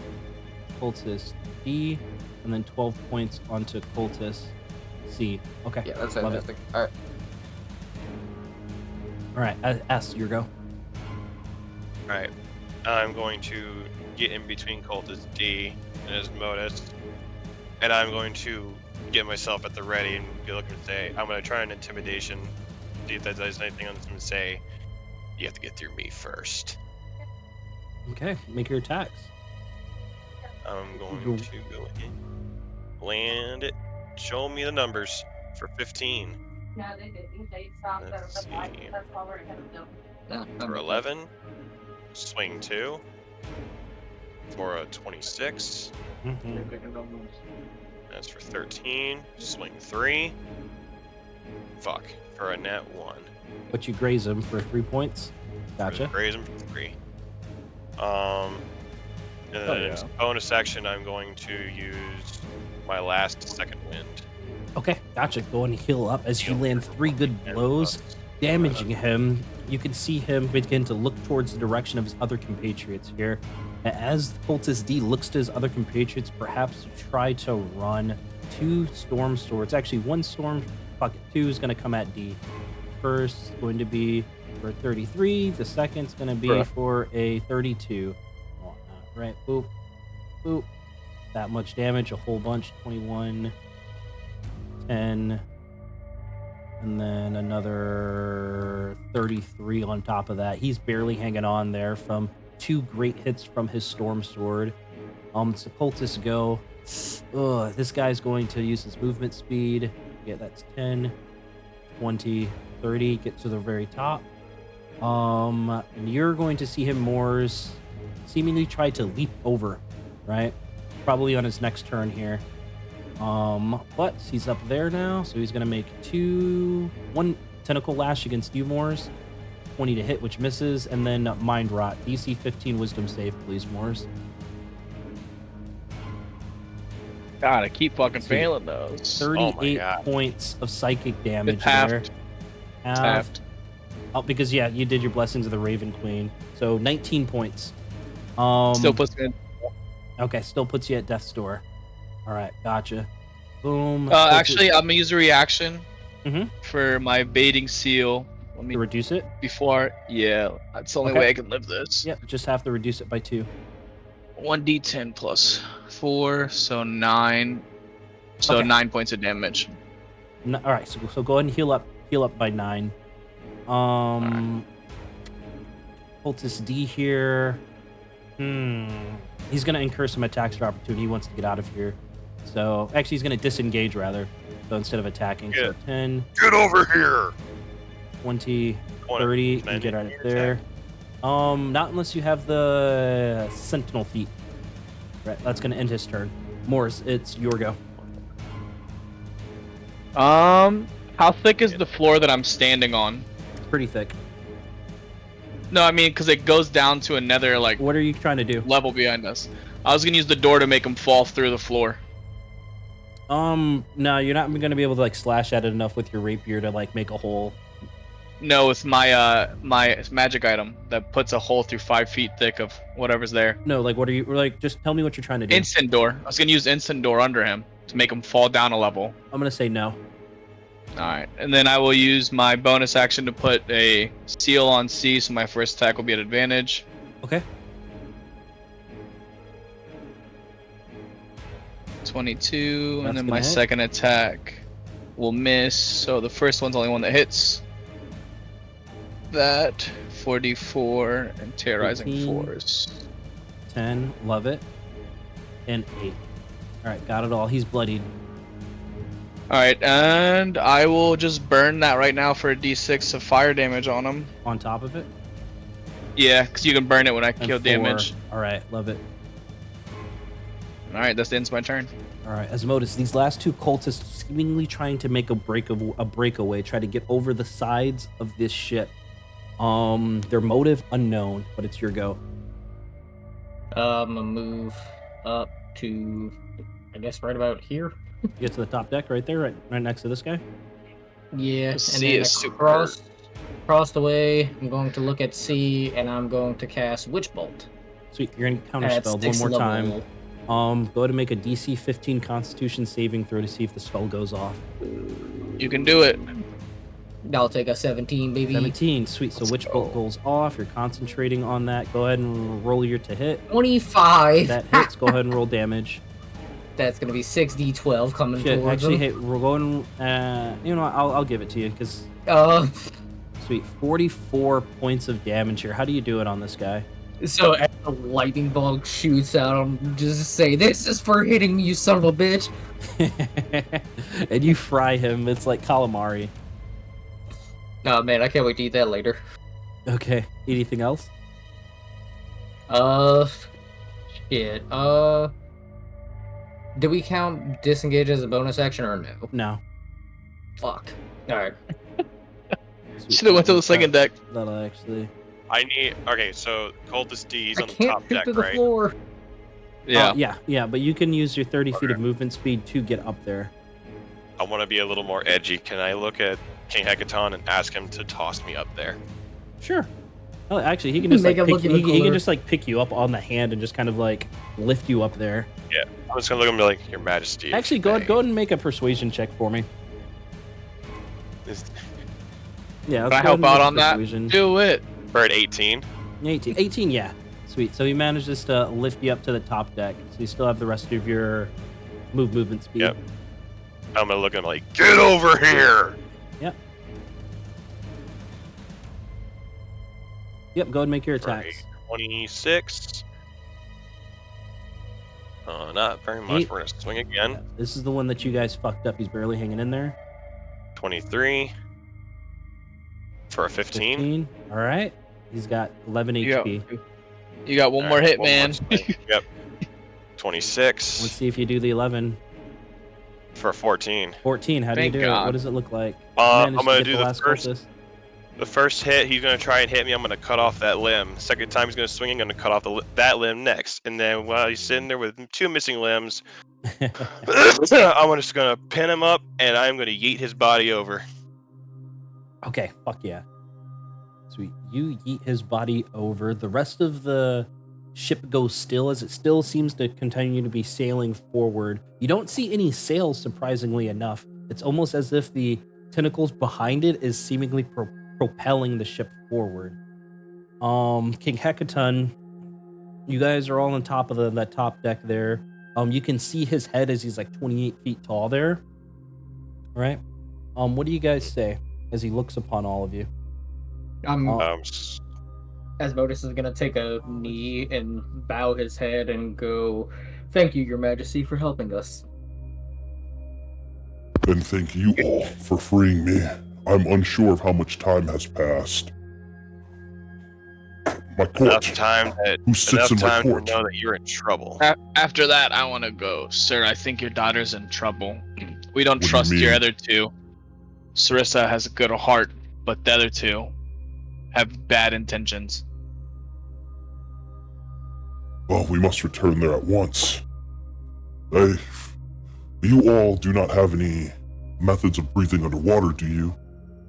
We can swim to the Storm Giant's hold, but it is underwater and it is quite a long journey. Perhaps you have some other mode of transportation or teleportation that can aid you. We should still have We have the conch. transportation, right? Yeah, we have the. We have the conch, Ah, but you I'd like have to one take a little nap first, sir. You have one of the conches of teleportation, you say? I was gonna Excellent, say I excellent. could summon some dolphins. Yeah, Nah, the conch will put us at the bottom floor. Hell yeah, we're conching. we're confident. Should we take a rest before we conch? Yes, please. Absolutely. Please. Where do you guys want to take The a rest? wizard over here is hurting. The ship's still moving, bobbing up and down in the water. The clouds are starting to just disperse. right here, huh? The salty air kind of stings your face a little bit. It's fresh. Perhaps the freshest can look at- air. You can keep going. I want to hear the description. I like it. No, you're fine. Where do you Oh, guys man, want? Where do you guys want to rest? I'm gonna look at King Hecton and go, do you mind watching on the ship as we take a little rest to regain our strength? And then if anything goes bad, we can all use the conch to get out. I do not mind waiting here myself, perhaps to regain some of my lost power. I was restrained for quite some time. All in favor of a long rest then, or a short rest, whichever one.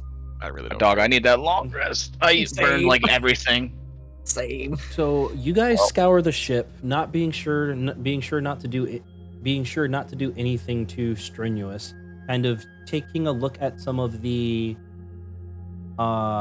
cabins on the rest of the ship Same. here, and you're able to find some things of import. Ooh. The things Ooh, that you are able to find as you examine the captain's chamber, you see that what's etched onto the floor have carved the words dragon, Lymrith, sisters, and treachery. It seems to be carved over and over and over again, as if done by some type of fanatic or somebody having like a schizophrenic episode. All right. Somebody who's going crazy. Looks like Thultz is losing his mind. Yeah, for sure. It definitely looks like he was just absolutely on the edge of just Do we still going have crazy. Fultz's body? Yeah, I Yeah. burned his face. Yeah, He's up Thult's top. Thultz is still on the top deck there. I'm going to say you guys are probably about like 30, 45 minutes first into like the beginnings of like this quote unquote short rest period here. right? I want to check Fultz's body. Okay, go ahead and roll an investigation check for me as you kind of remove some of his cultist garb, looking at his slimy skin. That's a failed and check. a- I want to. um. I re-roll that. I will assist in that. It's Can I like I'm re-roll already that? on top of him. All So right, go ahead and roll one Yeah, more if you time. fail an as- ability check go with ahead the and roll- use, yeah, Oh. with the use of a second wind, instead of gaining health, I can do an ability check and add a 1d10 to it. Do you have any more second winds left? We did a long think- rest, didn't we? No, you did not.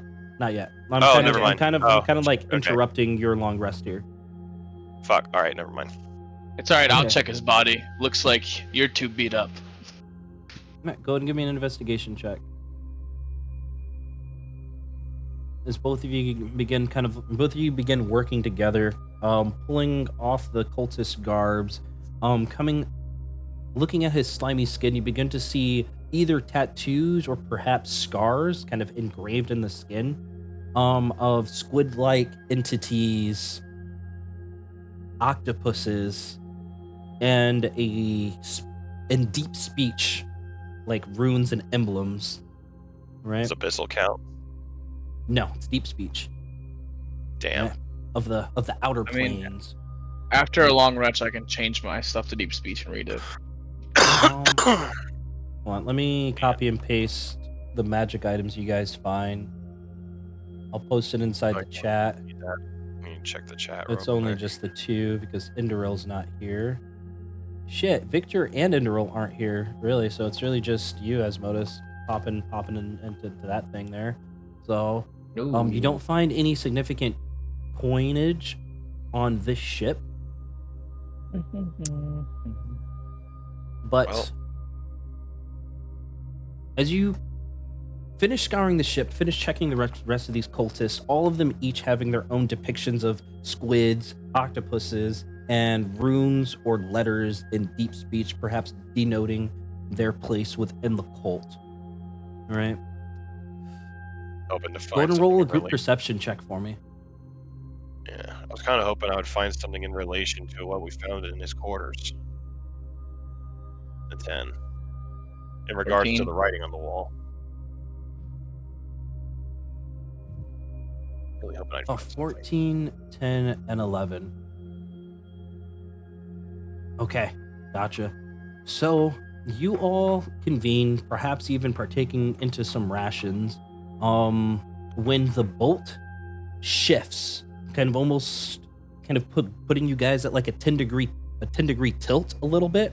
Very abnormal for the smooth ride that's been going on for about an hour, maybe an hour and a half now, of your actual rest. Right, so you guys can get the benefit of a short rest right now. All right, Okay. so get the benefits of a short rest. Go ahead and roll those hit dice for me and stuff like that, and hit those buttons. Wait, once. But what you don't see is the rising of vicious looking tentacles like hugging the bottom of the ship, pushing it over to the side. Okay.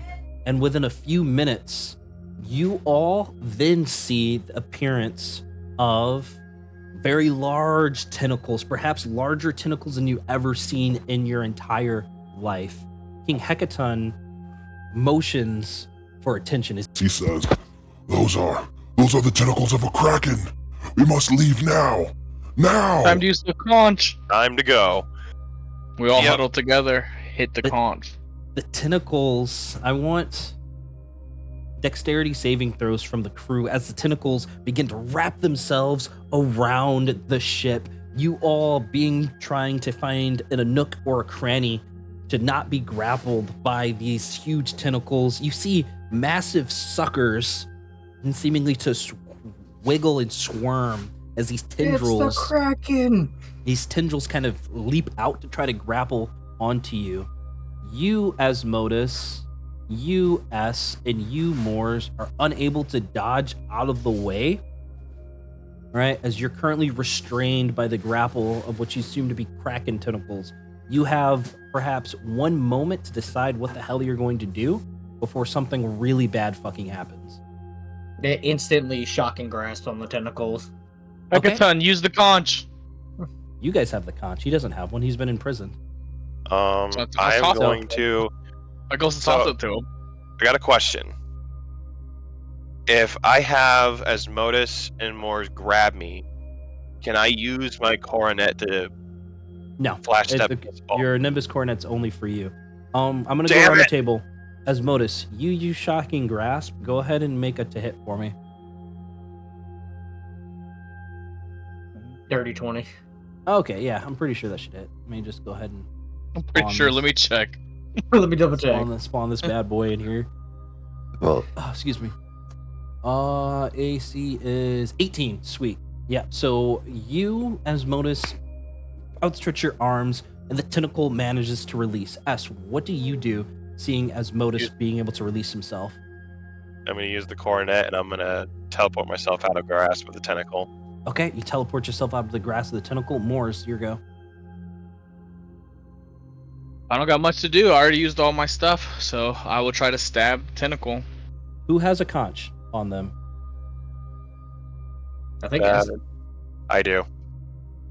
Yeah, because last time it was just me and S. I think he had it. Okay, gotcha. And you, all right, gotcha.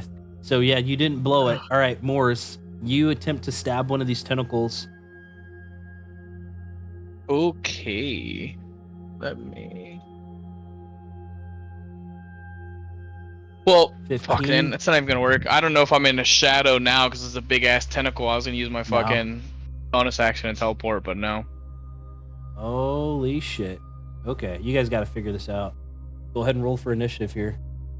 As a huge fuck off kraken comes within view. okay. Oh, Shittiest As roll ever. you realize the error of your ways as a mighty cry seemingly to echo and echo and echo and echo within your very essence, within your very brain, as this deep creature from the otherworldly presence rises and comes within view. Shit. All right, Kraken's going first here. Let's see, lightning strike. So DC 23, dexterity saving throw. One creature he can see within 120 feet.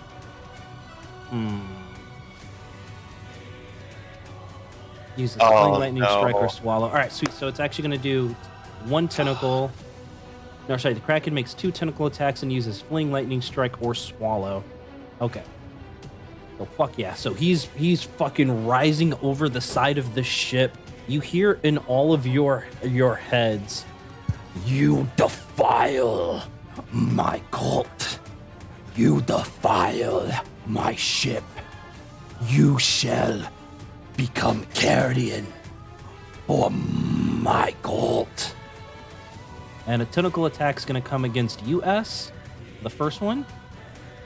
I was going to say, my ring of mind shielding, I want to attempt to To try to shield that rebuff? thought. Okay, you begin Yeah. to shield that thought, kind of rebuffing it, and that one's going to come at you, Morris, for a natural one, which misses.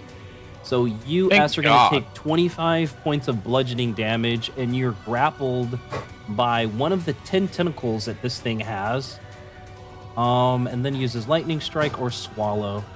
Seeing that has it missed you, Morris, it's going to choose to do Lightning Strike. I need you to make a DC 23 Dexterity saving throw. Thanks fucking God. All right, gotcha. So you're going to take half damage here. take 0. Of It's my class action. I take 0. what do you mean? Oh, do you have like evasion? Uh-huh. I just Okay. got it on this fucking level. All right, gotcha. So a storm cloud seems to form right above your very head, perhaps 20 feet above you, Morris, before lightning strikes the deck, sending wood flying everywhere. But you managed to get out of the way at the last moment there. So that is all 3 of its attacks. S, it is your go. You're currently grappled by this Kraken. Escape DC is 23. Okay, so But you have your I nimbus. want to look at both Asmodeus and Moors and go jump at King Hecaton right now and have him catch you. Because yeah. here's what's going to happen. I'm going to use the coronet, and I'm going to teleport onto Hecaton's shoulder. Okay, love it. And I'm going to look at Asmodeus and Moors and be like, get on!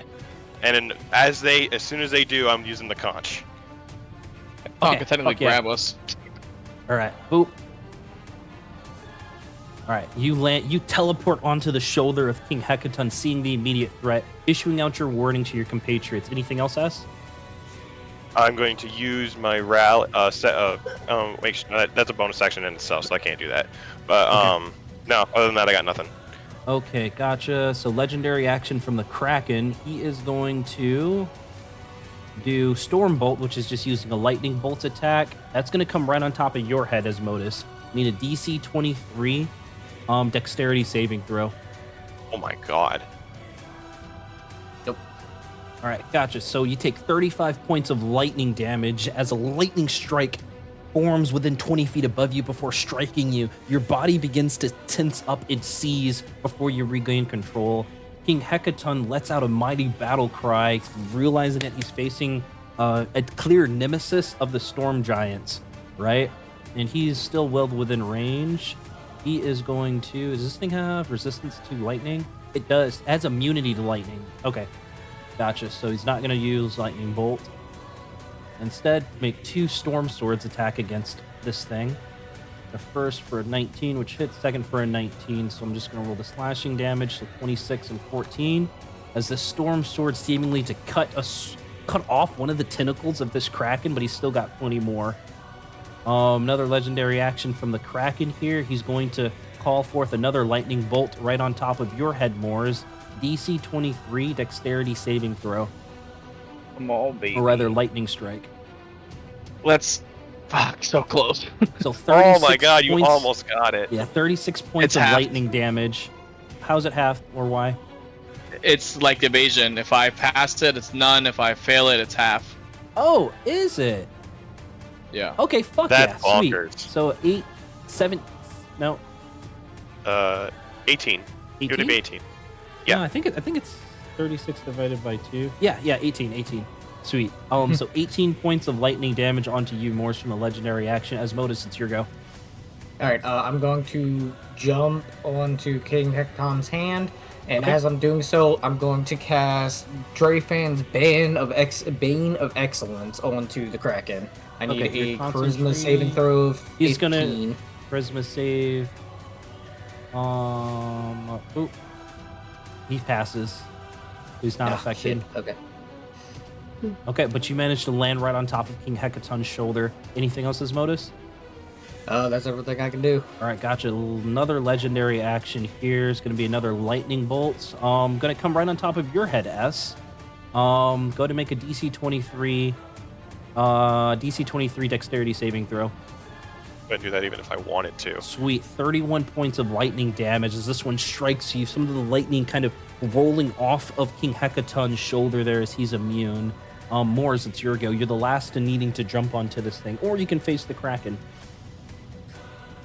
Swear to fucking I'm jumping God. in his mouth. That's like, First thing I'm gonna do is look at the Kraken, and I'm gonna use my action to do disguise self, turn into Thultz, and say, "You fool! You will never get rid of us." As I jump towards Hecaton. Okay, he jumped And right on then top of him. taunt activate. God damn it! Yeah, on the top of your turn here. But it's the last legendary action because I'm gonna consider this his lair. So he's got a total of 4. Seeing cheater. you taunt him, Moors, I need another DC 23 save as another lightning strike comes right at you. Yes, that's right. Fuck you. Sweet. So you're Beat gonna it, beat take it. quarter, no half, no Take 0. damage. Take no damage here of the evasion. All right, now it's the Kraken's turn here, top of the order. Let's see. Sorry, he gets 5 legendary resistances actually in his lair. God damn. Oh, fuck. He's going to fling one of you guys if he's able to grab onto you. Oh, fuck. Here we go. Okay. So, 1 attack on you, Morris. 31. 1 attack on you, Asmodus. 19. Fuck. Why couldn't you roll that for me, dude? Okay, so... I cast shield. Oh, what's your AC with shield? If 14 plus 5. So, I think Beats it, beats it. so 19, yeah, so that would, so go ahead and save your spell slot there. So 25 points of bludgeoning damage onto you, Moors. And I'm then, gonna use my reaction for a baiting seal. okay, go ahead and reduce it. 28 points of damage to you, Asmodus. Does that put you down? Yeah. So 25 okay, minus gotcha. 7. So that puts you down. Then it's going to use, so the Kraken makes 2 tentacle attacks and uses Fling, Lightning Strike, or Swallow. Fuck me. Aw, shit. Here we go. The Kraken throws a large or smaller creature grappled by it to a space it can see within 60 feet that isn't in the air. Oh, decisions. Fuck it. You guys, this is endgame and whatnot. You guys made your bed. You guys have to lie in it. Moors, you've taunted this Kraken as you hear within your head, "Enjoy the depths of the sea, little one." As you're going to get flung, because you're grappled right now, 1 creature grappled by the Kraken, it can have up to 4 creatures. Nope. Sorry. The Kraken throws a larger, smaller creature grappled by it to its space it can see within 60 feet of itself, so you're going to get flung 60 feet into the fucking sea. Okay. 60 feet into the sea. And then I need you to make a dexterity saving throw 25. The creature. I need a 19 or higher. No, Okay. 19 exactly. Okay, so you're gonna take half damage, so 11 points of bludgeoning damage, and you'll have the prone condition while as you're kind of skipping across the water from being thrown. At the end of the round, the ship is still moving, so you're going to lose another 60 feet at the end of this current round. Okay, as the ship is still going forward if you're in the water. Well, It's no bonus action, so that's attack, and fling. S. You watch as Moors gets flung. God damn it. Well, What do? You have the conch. You have Asmodus, and you have King Hecaton, but a compatriot is being left behind. What do you do? this is probably one of the most anime things I've ever been a part of. Have Hecaton jump in for do- me. Ready your action for Hecaton to jump in. Can I This do is that? Just say it. Ready your action. As soon if Hecaton Oh, can fuck, grab this is me, scary. then you automatically blow it. It's a readied action. Because Hecaton just touched me with his sword. If I can grab his sword, That's true. Well, sorry, what are you guys trying to coordinate? What Okay, is good. what is King Hecaton's movement speed? His movement speed, he's got a 50-foot walking, 25-foot fly, and a 50-foot swimming speed. All right. I'm gonna look at King Hecaton and be like, if you grab him, I will get us all out of here in seconds. But we gotta move now. Wise back. You must seek shelter somewhere from the Kraken. If you also get grappled and flung, it'll be the end of all of us. go in Hecaton's mouth. No. No, he's not going inside his mouth. No, I can't do that. But King Hecaton does agree. He will, on his turn, try to jump into the ocean to try to pick up Moors. But the decision's still up to you.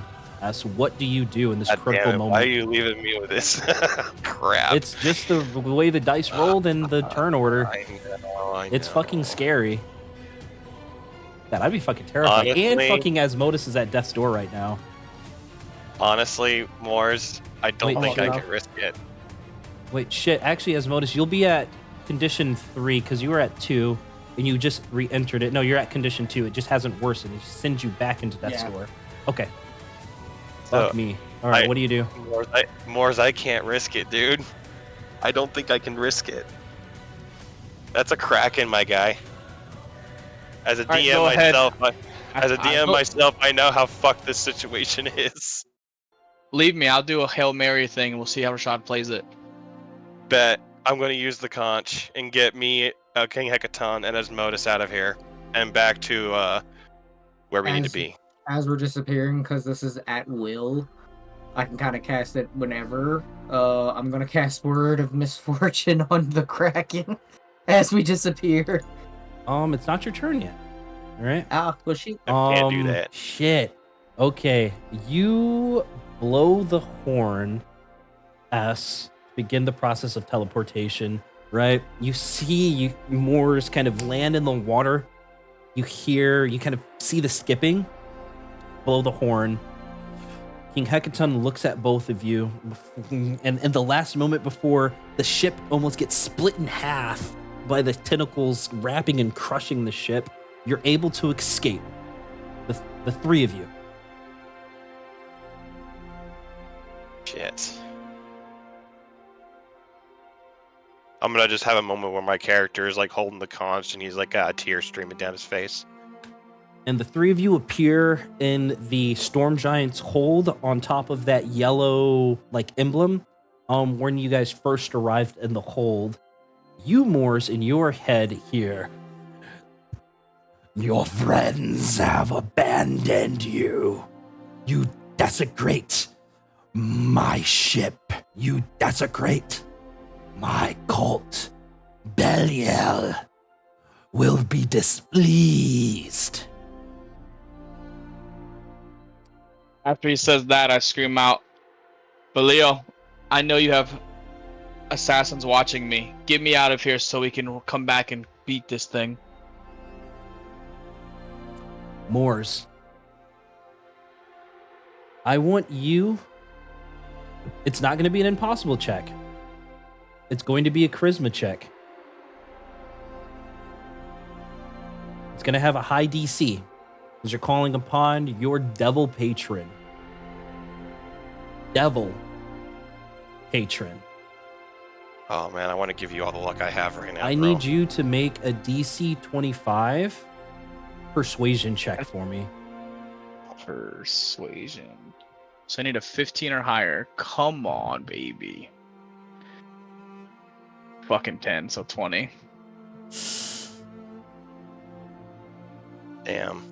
Your cry falls onto deaf ears, as in return, you hear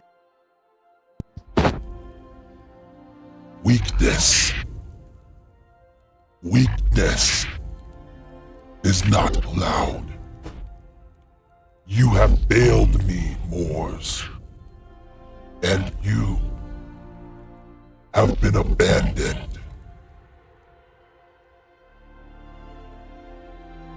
something rips and tears within you, Moors. You can still feel a faint connection to the abyss or to Avernus itself. Your power is still intact, but your cry for help has fell on deaf ears. It is your go. What would you like to do? How far am I from the bottom of like this tentacle thing on the ship?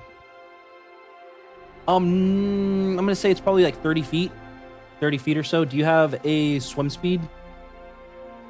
I don't think so. I don't think So so. So I'm it's, just gonna so it's I'm just difficult gonna say terrain no. and you're prone right now. How you prone in the water? Hey, it's a status effect. It's the weirdest effect.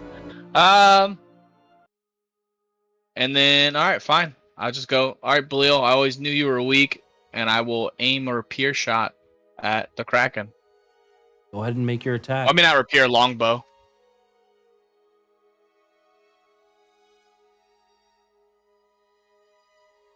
An 11, a 23. You manage to find one of its eyes. You strike it for 11 points of damage on the first one. You knock another arrow, loosing it, striking at its forehead. It sinks in deep, but this hulking monstrosity continues to barrel its way towards you. You feel your impending doom coming. So Krakens go. 2 attacks coming at you. Wait, 35 and my 23. potion of healing for my bonus action. Go ahead. It's a greater. Greater is 20 points of healing as you feel around, taking your potion as the Kraken spreads the water, heading right at you at blinding speeds. Despite its huge size, you feel the waves kind of brush against you as 2 hard tentacles slam into you from the left, slam into you from the right, as you're going to take 28 points of bludgeoning damage on the first, and then 22 points of bludgeoning damage on the second, sending you to death's door here. I'll use my reaction for evading seal. Gotcha. Go ahead and reduce some damage there. 12. So 12. How much HP you're sitting at? So I haven't done any of the damage yet. 28 and then 38 damage. That puts me at death's door still. Puts you at death's door still. Yeah. Need you to make a DC 25 dexterity saving throw, or you will be grappled. Remember, your rolls have -2. Or sorry, dexterity saving throw 25, or you will be swallowed. -2. I think there's no way I can get it. Oh, so close. So 21. You see a gaping maw, Moors, as you enter the maw of this Kraken. What flashes before Moore's eyes or goes through his mind as his death is imminent?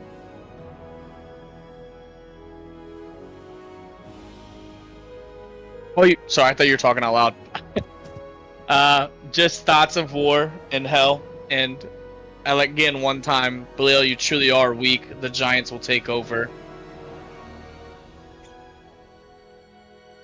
And with that, nothingness. Nothingness. Nothingness washes over you, Moors, as you've lost your life.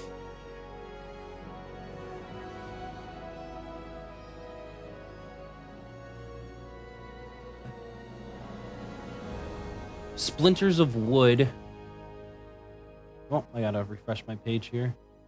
And let me ungroup some things here. Victor's not here. Enderil's not here. Moors is not there. Okay. Asmodeus, you all appear within the teleportation circle of the Storm Giant's hold. The fate of Moors unknown. But you know the chances of survival are perhaps slim. King Hecaton turns to you.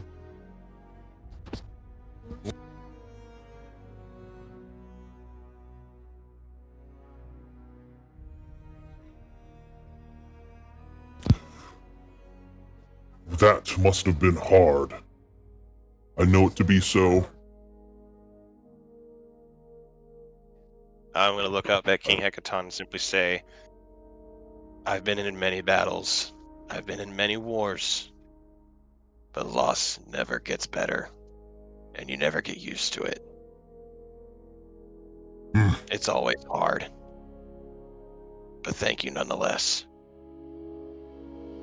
You all rescued me, and a compatriot of yours paid the price with his life. It is indeed a deep debt that I, King Hecaton of the Storm Giants, owe to both of you. I must take to my court reestablish order, and find this Lymrith that you say have sowed chaos within my port. Seems you and me are on the same path, Your Majesty. Let me go with you.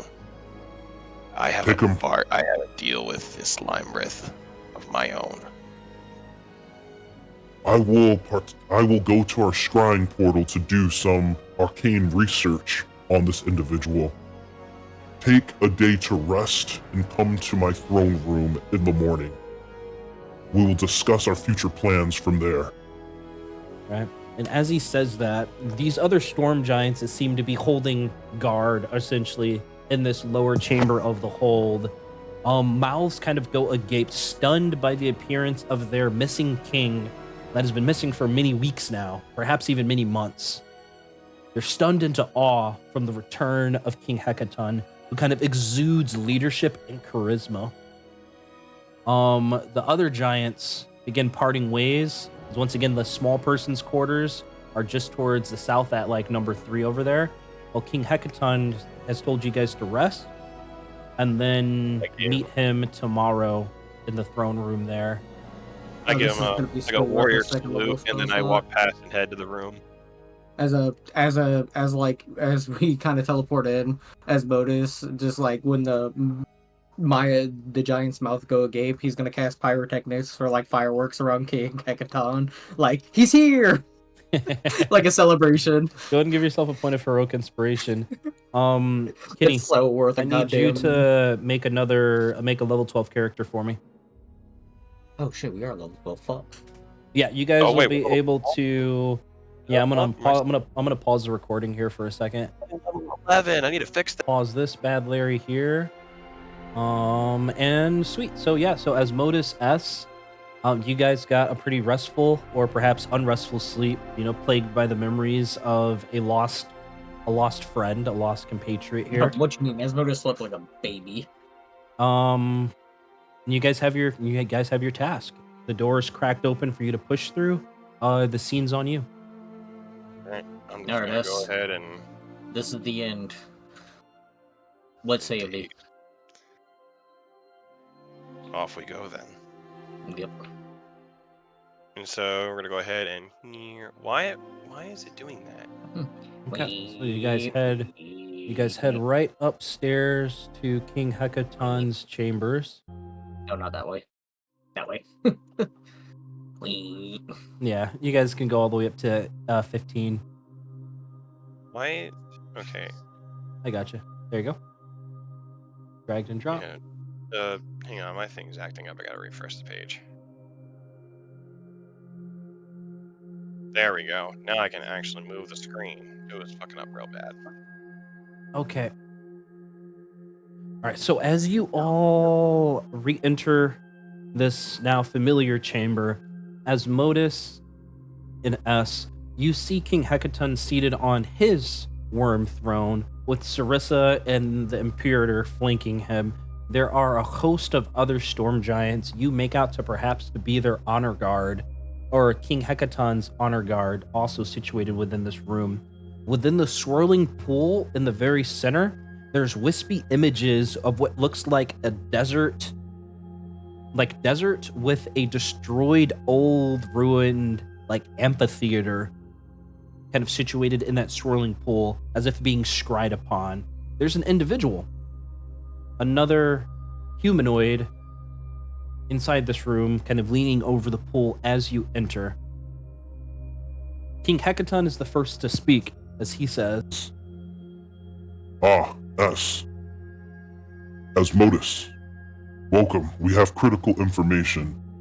This one here, Ivar, was able to help us with our scrying. what do Asmodeus and SC, Ivar, as you're introduced? As you look at him, he's about 5'11". Some would say 6 foot. Above average. He's a elf-looking gentleman in dark leather. You can definitely tell he's been through some battles. His arrows have a glow to them, and he loves carrying around his bow as he never leaves it, with a grizzled face. Hmm. Let Asmodeus What's this first. He's in bow? front of me. As Asmodeus like pokes at the bow with his fingers. I smile and go, "It's my prized possession. You can try to shoot if you want with those small arms."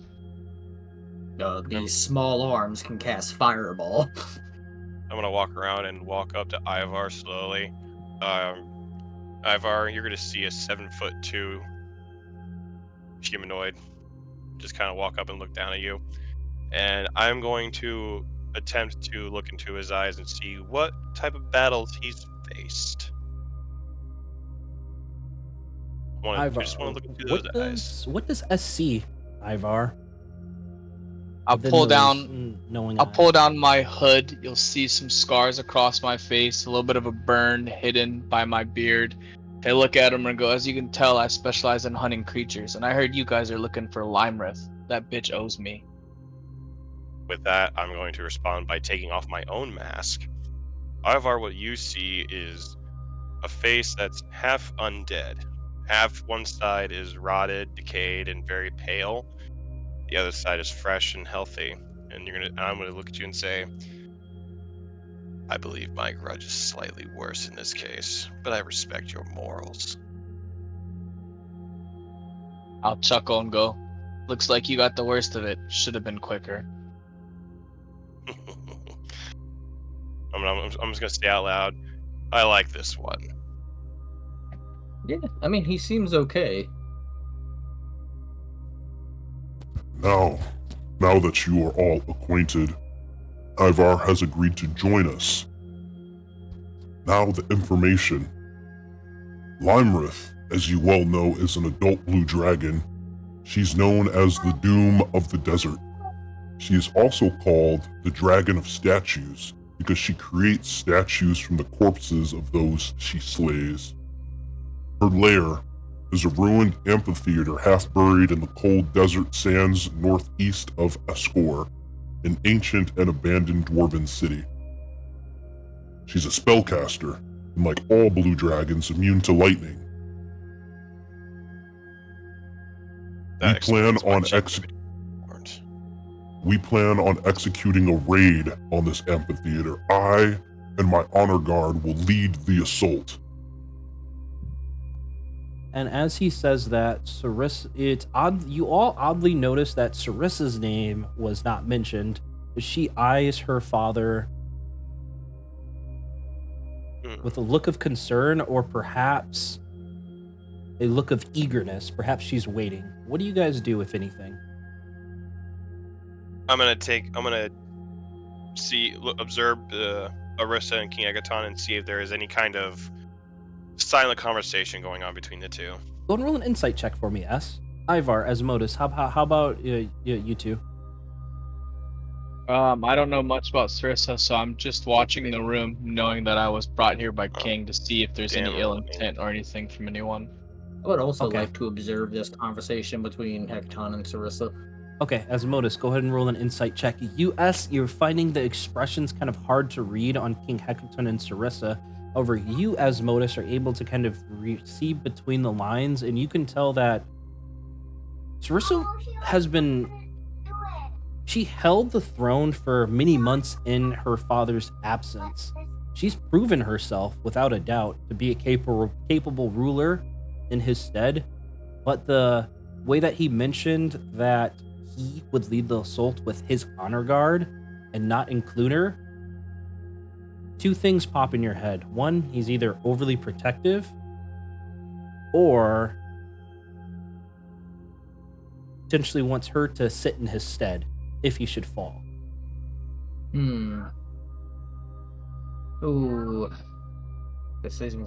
But she is a very powerful asset. Asmodeus is gonna kind of step up to Hekaton and, motion for him to kind of lean down so I can, get to his ear and whisper in his ear. That's a big lean, but it takes him about 20 seconds to kind of lean down slowly there.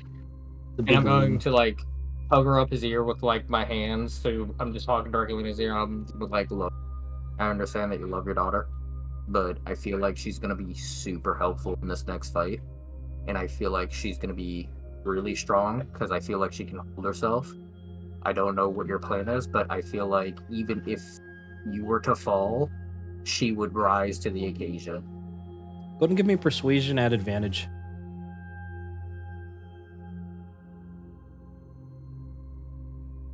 I'll take a 14. 14. Sweet. Perhaps you speak wisdom, Asmodeus, and I am in agreement. Listen all, Sarissa will also join in on our assault. She will serve as second in command.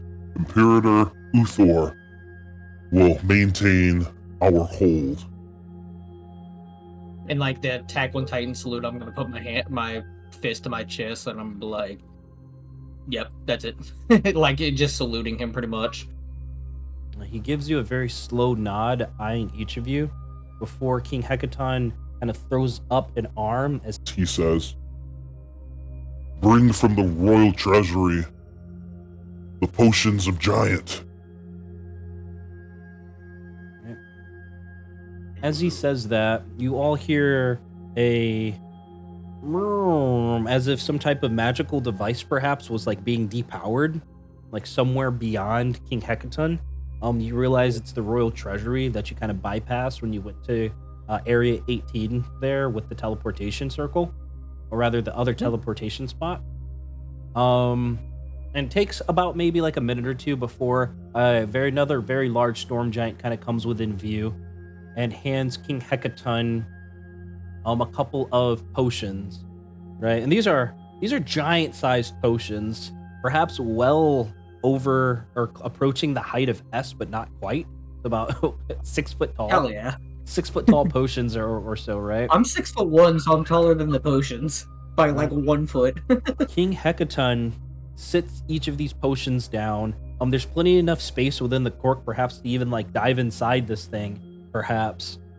As he bellows and says, Asmodeus S. Ivar,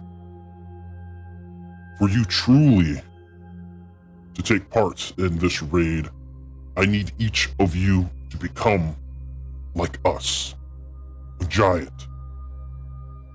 In front of you are our most sacred treasure that I will bestow upon you if you so choose. These are potions of giant size. You will become a giant. Your strength will be perhaps tripled. Your constitution will be doubled. And your hits will be hard. What? Asmodeus is gonna speak up. What does it do for spellcasters? I'm just gonna walk around as most ignore. I'm just gonna jump right in the first potion. you jump right into the first potion, S. You Asmodeus ask what it does for spellcasters. King Hecaton Says,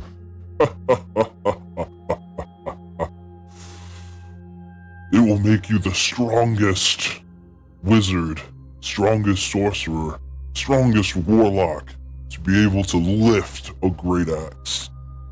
But That's the fucking right. constitution, Jump it in. Okay.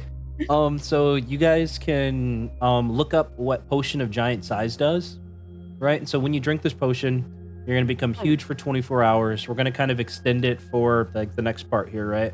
So it's essentially a temporary buff. For the duration, your strength score becomes 25 if it isn't already hour. It isn't higher, and your hit point maximum is doubled. Okay. Your attacks reach increases by 5 feet, and then your damage dice on your weapons is tripled, or yeah, it's tripled, right? But S and Asmodeus, both of you don't have to add it to your inventories. I actually have to edit up. Did it. Yeah, I have to edit up your guys' inventory sheets and your things just a little bit here to make it not so wacky. But Ivar, do you jump into your potion or do you not? The choice is yours. I mean, I was already walking towards it. I was just listening to King Hecaton, and then like when Asmodeus was jumping in, I was gonna slap his back and go, "It means you won't die in one hit, friend." Hell yeah.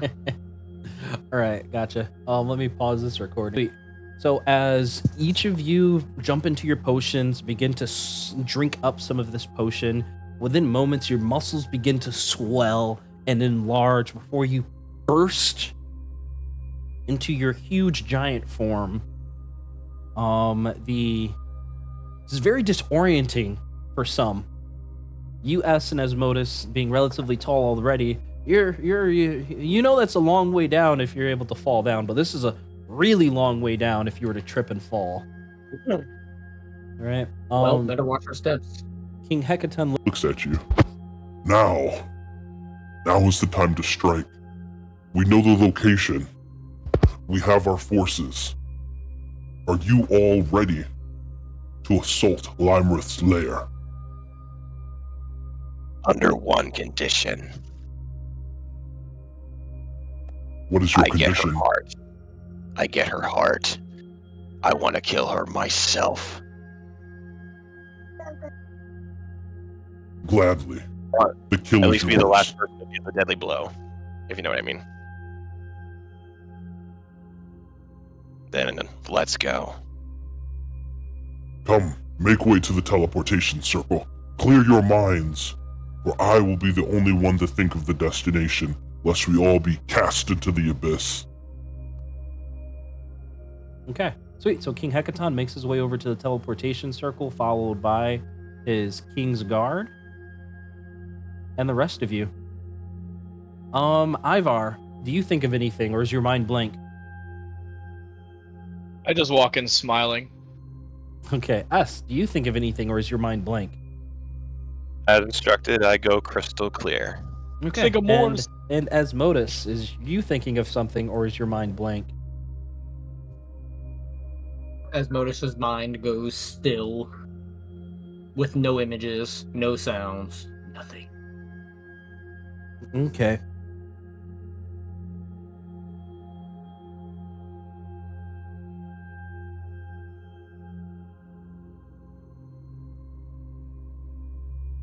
Sorry, I have to give Rowan her medication. Give me a second. No, you're good, dude. I wish that they would have updated the wizard that I was originally Okie dokie. playing. All right, sweet. So you guys are teleported. Teleport, oh baby, All right, baby, guys, baby, teleport. we're in the final stretch. This is It's the last the map that you guys will ever see in this campaign. As Joe from Family Guy says, "Bring it on!" to the bear. Yes.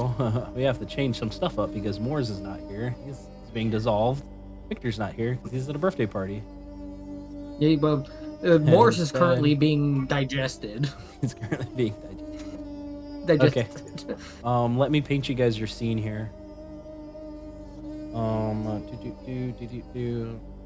I blame it on everyone else because we had a harder encounter.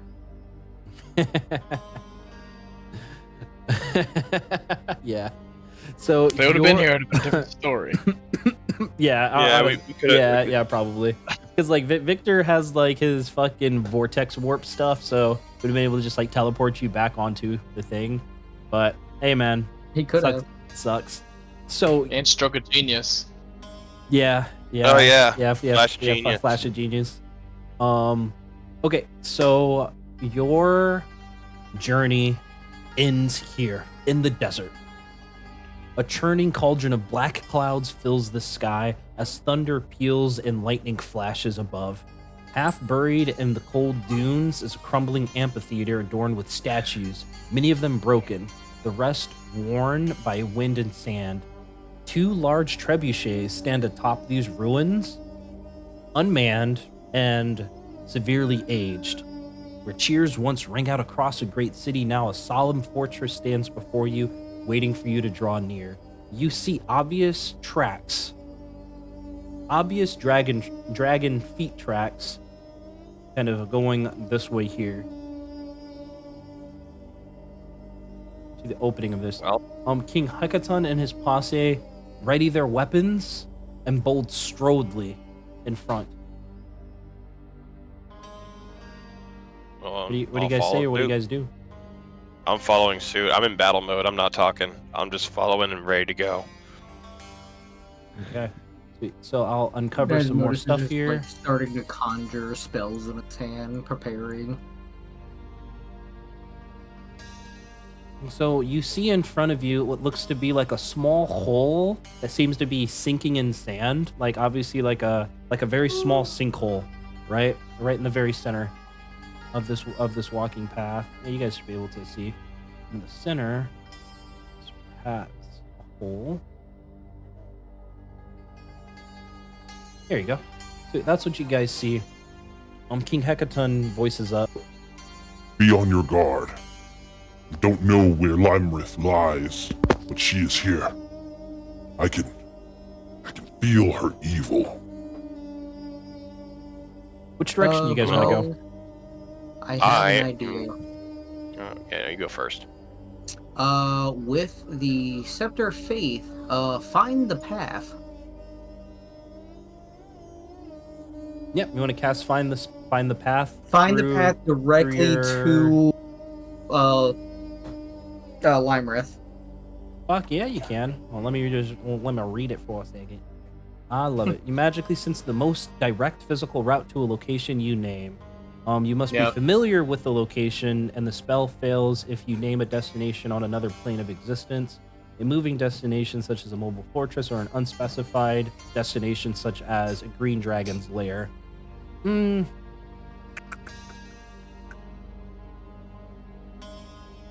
You know that this is the Lymrith like lair, like this amphitheater and whatnot, right? But you don't know of anything underneath it, so find the path wouldn't actually be applicable in this scenario. Technically, Okay. she's a blue dragon, so wouldn't that specific dragon ruling not apply? No, it's like It's an example. find the path would be like Brinshander or the seat or the Storm Giant's hold. You know, find the path would give you the most direct route there, not necessarily like a generalized location. You know, you have to know the location. Damn. All But right. close. But you do see an opening into the actual center of this huge amphitheater without kind of going inside there yet. You also see that it wraps all the way around. The walls to this thing, which you guys can almost kind of see over, but not quite, are lining this place. There's that sinkhole that's situated at 1C with sand kind of slowly seeping in. What do you guys do? How big is the wall? The Like this? walls are like 50, 60-ish feet. How tall are we? I'm just gonna say like 25 feet. Hey S, help me on top of this wall. All right. Getting a bird's eye view. Love it. So I'm gonna Okay, I'm doing uncover that. everything. Get on my knee and I get my hands together and I go to. Yeah. And I'm just gonna look as at you- Hecaton and be like, damn, being a giant's pretty cool. And I'm just gonna keep walking towards this Modus. Should tell everyone what I Indeed it see. is. So that's what you see. One thing that does stand out to you instantly is that there is oh shit. Fuck me. I fucking fucked up. Hold on. I didn't want to reveal all.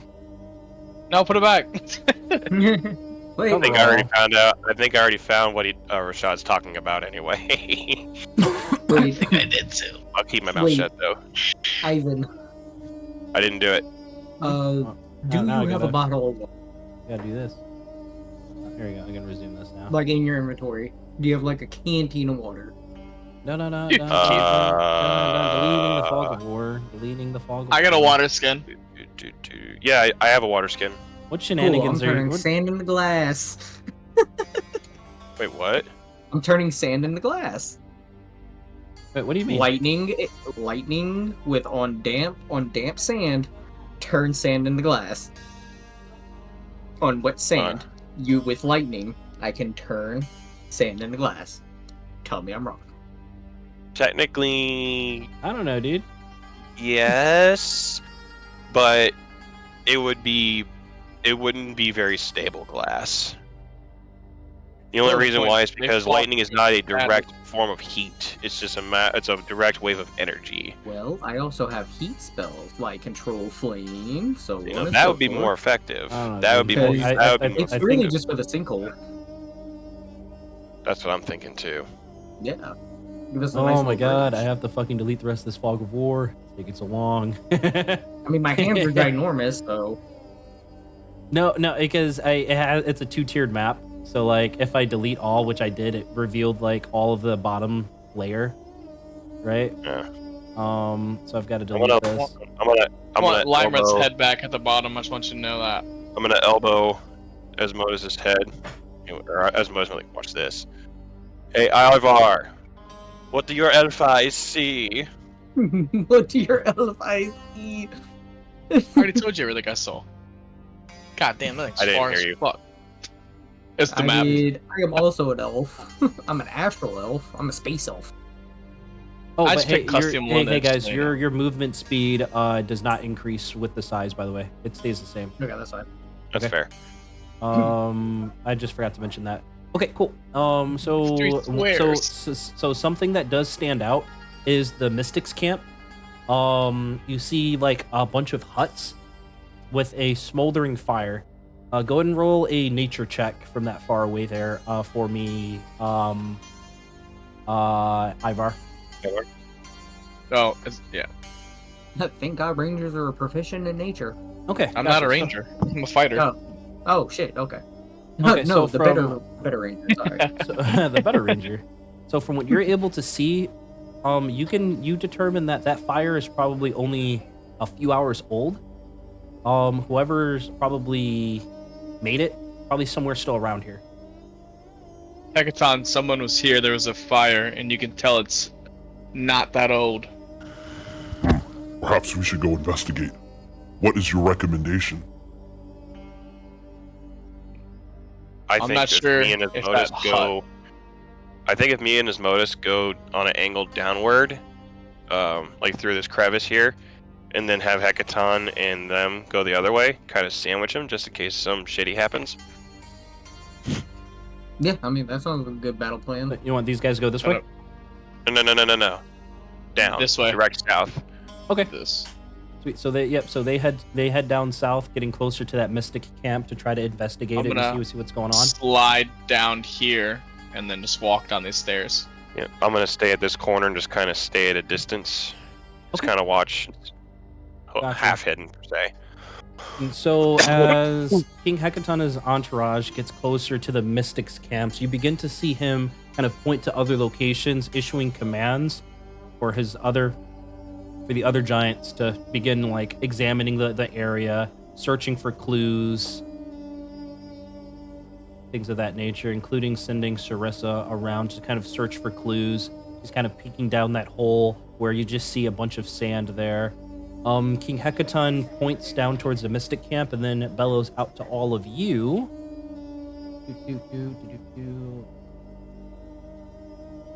Mystics camp.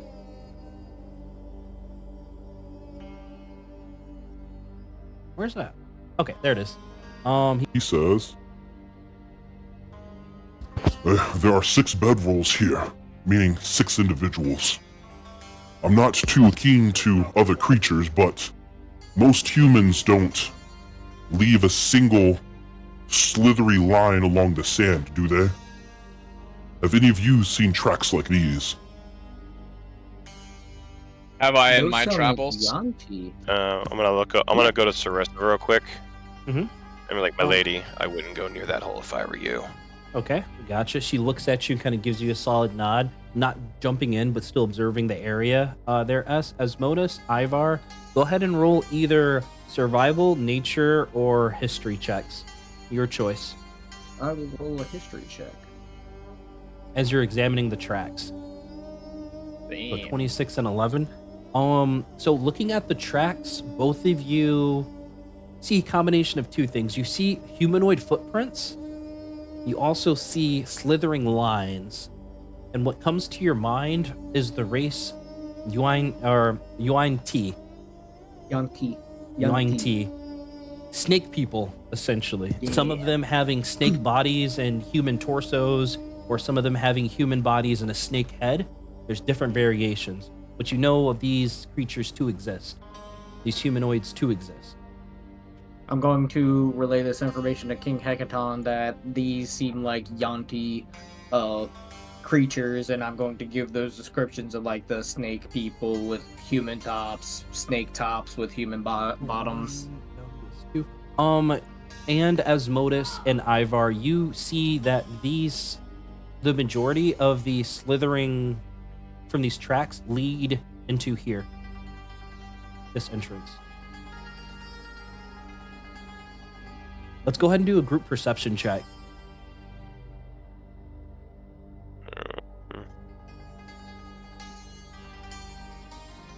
19. 19. Hell yeah. Good fucking rolls. Gotcha. So as all of you continue to do your examinations,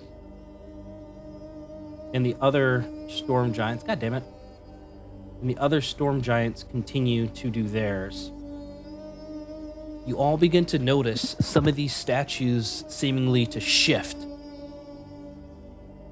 and move before one of the storm giants, one of these guards, or yell out, the statues are moving! Gargoyles, I said, gargoyles! Asmodeus is just gonna start staring at the statues, trying not to blink. Oh no, don't worry, gargoyles don't turn you petrified anymore. No, it's a Doctor Who reference. Oh, I don't know, I've never seen Doctor Who. Mikey, or S should know. Okay. Don't Oh, blink. Whatever you do not blink. Whatever you do not blink. So Yeah, their fallen angel. No, I will entire- deal regular an gargoyles entire anytime. cadre of gargoyles from all of these surrounding statues begin to animate themselves as if in an active defensive posture of Lymrith's lair here. King Hecaton bellows out to all of you. You. Ivar, Asmodeus, S. Take the ones closest here. Honor Guard, Sarissa. Take all of the rest. Cut these statues down and drag Lymrith out from her lair. Right? And so your guys' task is to do something with this group here. Don't mind all the other ones. These five. Fair enough. Okay. Got I need to add Ivar to this initiative. And you guys go ahead and roll for initiative for me. Sweet. Wow, fucking that one. Hell yeah. That sucks. Starting off great, Ivar. Starting off great. Okay, so 19, 6, 17, sweet. All right, gotcha. Sweet, everybody's up there. All right, sweet. Asmodeus, your go. Who do I find? In the general direction of these guys, in a 60-foot, what is it, a circle, I think? What spell are you trying to cast? The shadow tendrils in this area. Shadow tendrils. What level are you casting it at? Just the level that it's casted at. I think it said it's, Third level. Okay, sweet. yeah. So that is Withering Ribbons. Extend as an action, you can make a melee spell attack with the tendrils against any creature within range. Sweet. So one attack within 60 feet. Yep. So And then I'm so going who are you attacking? It's a to hit. It's a to hit. Not in, Oh, okay. not in the AoE. Okay, I'm going to hit D. D, and he is within 60 feet of you. You got to go a little bit closer there. Bop, bop, bop. Now he's within 60 Yeah, feet. That's fine. Gotcha, go ahead and roll to hit. AC 17. Damn it. Shadow tendrils, they go wide. You're concentrating on it though. Yeah. A creature that starts its turn restrained. Yeah, no. So it would just swing and a miss.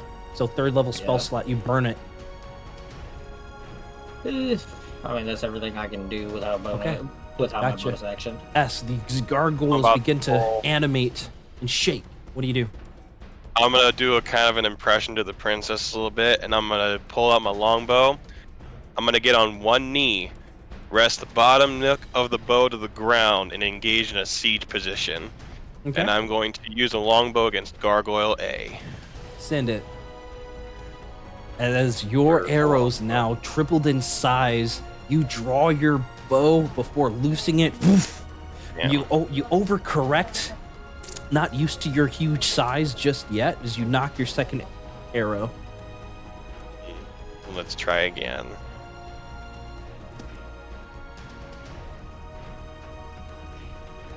Damn. 15. This one managed to just glance right off the shoulder of a gargoyle here. I've got one more attack. You can do it. Here we go. Meets it, beats it. That one lands right into its chest, dude? cracking. What's up, dude? For 3d8, you said? Yep, it should be down at the bottom of your your attacks there. Bottom. Oh, there it is. Okay. Yeah, it's at the bottom of everybody's. For 17.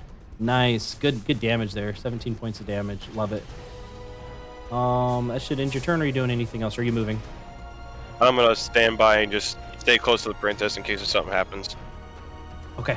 But gotcha. I'm still looking at them with my aware of the fact that she's still next to me. Okay. All right, love it. But yeah, I got so Gargoyle's turns here. How much movement speed do these guys have? They've got 60 feet flying, but they don't have any ranged attacks, so they're going to dash. This one's going to be able to dash right up to you, the full 120 feet, but can't attack. This one has 60 feet of flying speed. That's going to be able to get right up to you, Asmodeus. This one here, 60, is going to dash up to you. This one here is going to 120 feet right there. Dash there. And then this one here is going to dash right up to Hecaton. This one didn't dash. This one did dash. This one dashed. So only this one can attack, I believe. And this one can attack. Okay. So this one, as this creature gets closer to use Asmodeus, you realize that it has 5 arms attached to it, each of which is going to come in for a blow. Sorry, 4 of which are going to come in for a blow before one tries to bite you. This is going to be for the bite for 21. And then 4 of these. 1, 2, 3, 4. What's your AC right now? 14 with mage armor, 19 shield. Cast shield. Okay, you cast shield, sending your AC to 19. The bite, one of the bites and the claw hit. So you're gonna take a total of 20 points of damage. As the gargoyle manages to punch through your shield. This one dashed. This one here is going to make its 2 attacks. Or rather, it's 4 attacks, or 5 attacks rather. A bite. And then 1, 2, 3, 4. His AC is 16. Okay. So all of them are going to hit. Onto Except for the king. bite. The bite Except- misses. Yeah, except for the bite. So 1, 2, 3, 4. 1, 2, 3, 4. 17, and then 22. I think Hecaton's going to shrug that off. He says, pesky gargoyles. Ivar, it's your go. Alright, I want to do this attack at disadvantage at Gargoyle D. Still hit. And for my... it is 3d8 plus 7. I'm also going to use my push ability with the longbow to move him back so I don't have disadvantage. Okay. Moves back 10 feet. Yep. Next attack. 23. For that one, I'll do slow. So he loses 10 feet of movement. And then this one will be sap on this attack. 27 points. All right, he's barely hanging on there. All right, so and his, then I will move 10, 20, 30. okay, love it. Sweet. You land 3 good arrows, cracking the chest of this gargoyle who's barely hanging on. Asmodeus, it's your go. You have one of these things in front of you. I think I'm gonna put this feat spell sniper. I don't impose a disadvantage on ranged spell attacks. I'm going to cast Ice Knife at 3rd level on the one in front. Okay, gotcha. What's the save? It's not a save, it's a hit. Okay. Ah, he's sideways. Still explodes, right? But yeah, he still explodes. He still needs to make a deck save. Yeah, for 7, the- so he's or he gonna take falls the ice damage there. Prone. Yeah, it's Oh. 2d6 cold. All of my And then he arrows are falls magic, prone. just so like it ignores resistance. Just so you know. I gotcha. And he Alright, sweet, falls 5 prone. points. Oh, and he falls I think prone? he Fuck falls- yeah. Yeah, I believe so. Does the spell say it? It says creature within 5 feet must succeed does on a not. dexterity saving throw or take 2d6 cold damage. Oh yeah, He does not. Okay, gotcha. Anything else, Asmodeus? I think that's As it. your ice knife kind of dinks right off of its peck before landing on the ground, actually- exploding. I'm gonna bonus action Starlight Step about right here. Okay, you still have the rest of your movement speed. I'm gonna shit. Fuck it, I'm gonna stand on the other side of this fire. Okay, love it. Anything else? Does it? All right, hold on. Actually, let me add Sarissa in here. All right, fuck yeah. All right, after us. All right, so King Hecaton here is going to call some fucking lightning because he's tired of these motherfuckers. 10 foot. Fuck, he's going to be able to catch both of those. 67. These guys have to make DC 18 saves. Fails. Fails. All right. Big damage here. 67 points of lightning damage. 67 points of lightning damage. This one actually gets obliterated into 1,000 pieces there. And then King Hecaton is going to use the rest of his movement speed to go 50 feet. 1, 2, 3, 4, 5. This way. Incurring 1 attack of opportunity. Claw. 22, which will hit. He's going to brush it off as if nothing happened. King Hecaton, as he destroys one and injures another one, he's going to bellow Out. The rest of you, leave this rabble to us. Get down there and kill Lymrith. Find a way down, now. S, it's your go. You got one bad guy in front of you. I'm gonna look at Sarissa and be like, get to your father. He needs you more than the rest of us. And I'm gonna go ahead and hit the gargoyle. Send it. Oh, Obviously, gotta go these up. guys are all fighting these guys. Nat 20 for a 33. Fuck yeah, dude. Roll that damage for me. 18 crit. Damn, a Oh, lot of low remember, rolls. No. Hey, remember to click on the Sunblade, not that one. Oh, all right. Let me try that again. Yeah, just right click on the damage for the Sunblade that's down there. And select it for the crit. That's going to be looking 12d6 for it. plus your mod. Dang, you got saved on that one. Yeah, I did. Oh, there it is. Roll crit damage 12d6 plus 9. 47? Come on, baby. Fuck yeah, Oh, yeah? dude. That Alright. one's barely fucking hanging on. We're gonna land again for 17. And that's gonna be 3d12 plus 8. For a 25. Nice. Your last attack will probably do it. You cleave off 2 of its fucking arms here. It's having a very hard time holding himself together. Alright, and then for a dirty 20. And it's gonna be 34. Sweet. You cleave this thing clean in half. It crumbles to the floor. And I'm gonna just go, and then I'm going to action surge. And I'm going to haul ass to, all right, 1, 2, 3, and engage Gargoyle B. Send it. All right, let's do plus 13.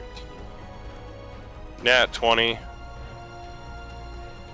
Yep, and your reach is 5 feet greater, so your reach is 10 feet right now. Fuck yeah. Rolling crit damage for 6d12 plus 8. For 61. God, now some good rolls. Yep. Second attack, since I did my action surge, I get to attack 3 more times. 22. Wait, hold on. You're using your Action great surge, axe, right? No, you're using your great axe to roll those damages. Am I really? Oh, god damn it. Right. Alright, let me. So basically, just let me do this.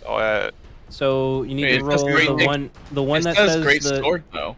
no, lost. it's not the right one. The one that says Oh. the 6d6 plus 9. That's your That's one what I for meant this. to do. Yeah, that's the one for your great sword. So go ahead and Alright, so roll that. re-roll that crit. 30. Okay, so here's 36. crit damage. Ignore. No, that was standard. No, you roll crit. Oh yeah, just So go ahead and roll 26 plus 9. one more time, and I'm just gonna subtract 9, or I'll just take the 49. Okay, I like it. The 49 on the crit, love it. And It's then bloodied. swing again. 14 for a 27. Yep, For a 30. 30, barely hanging in there. One last hit. For a 15, sadly. Ah, this one's going to just miss but you Does that managed have to. grace? It does. What's yeah. your graze now? It should be what plus 7, so 7 points.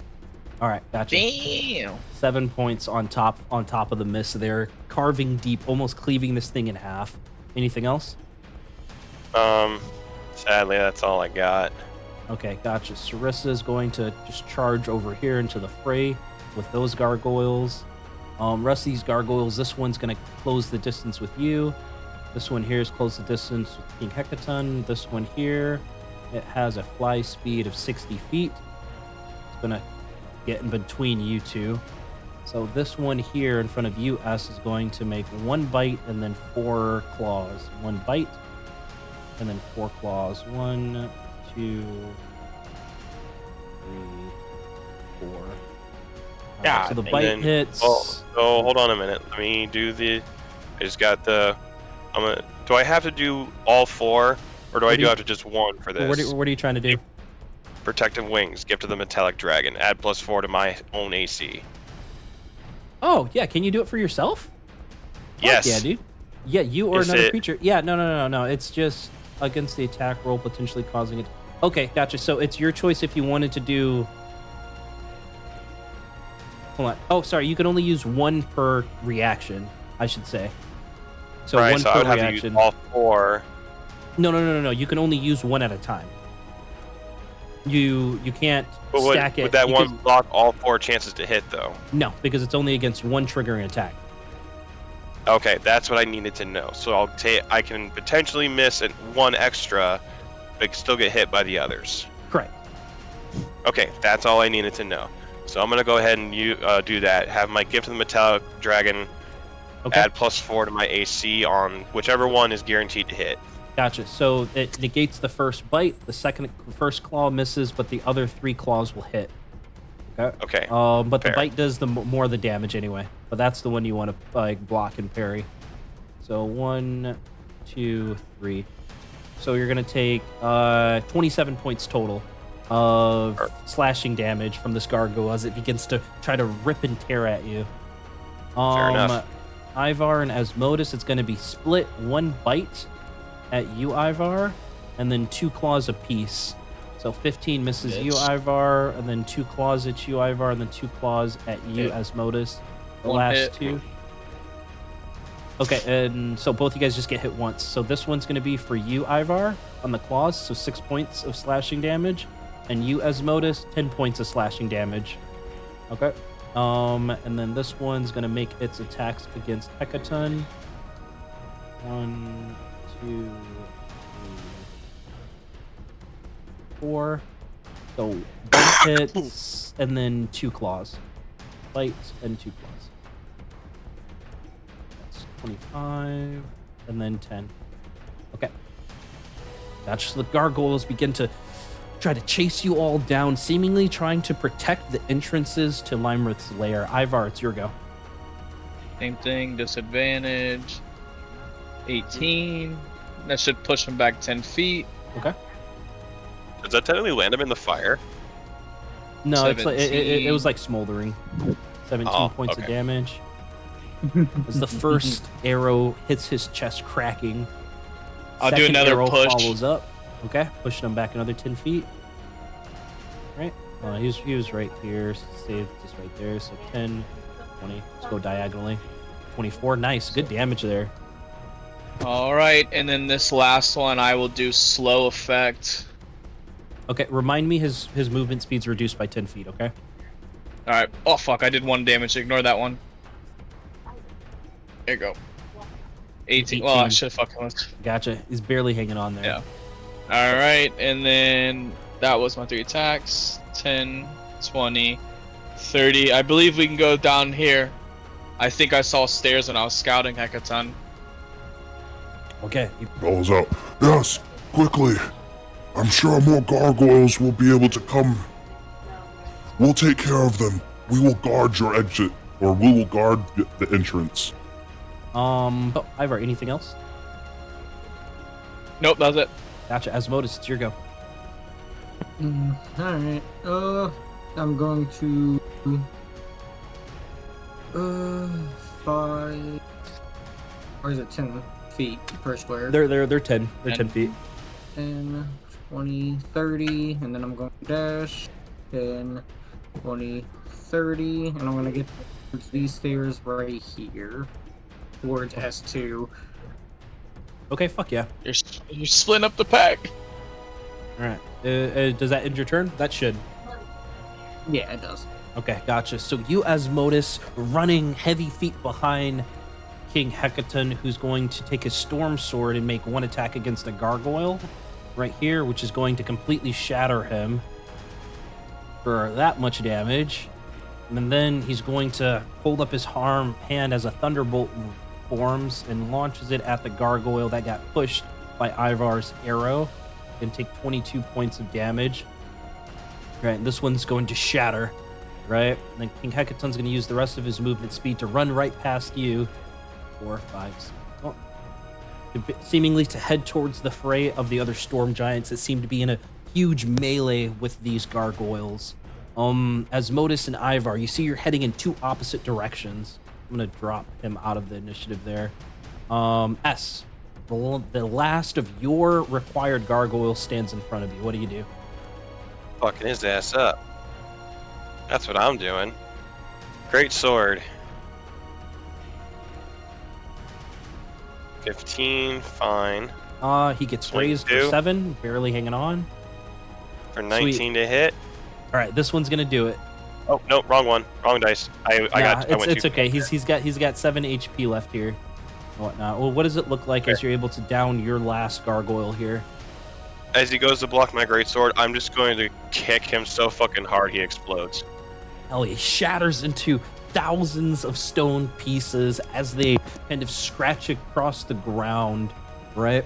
And as the rest of the gargoyles seemingly dissipate into dust, go ahead and each of you guys roll perception checks. Okay. Damn, that one again, baby. What is this? For a 9.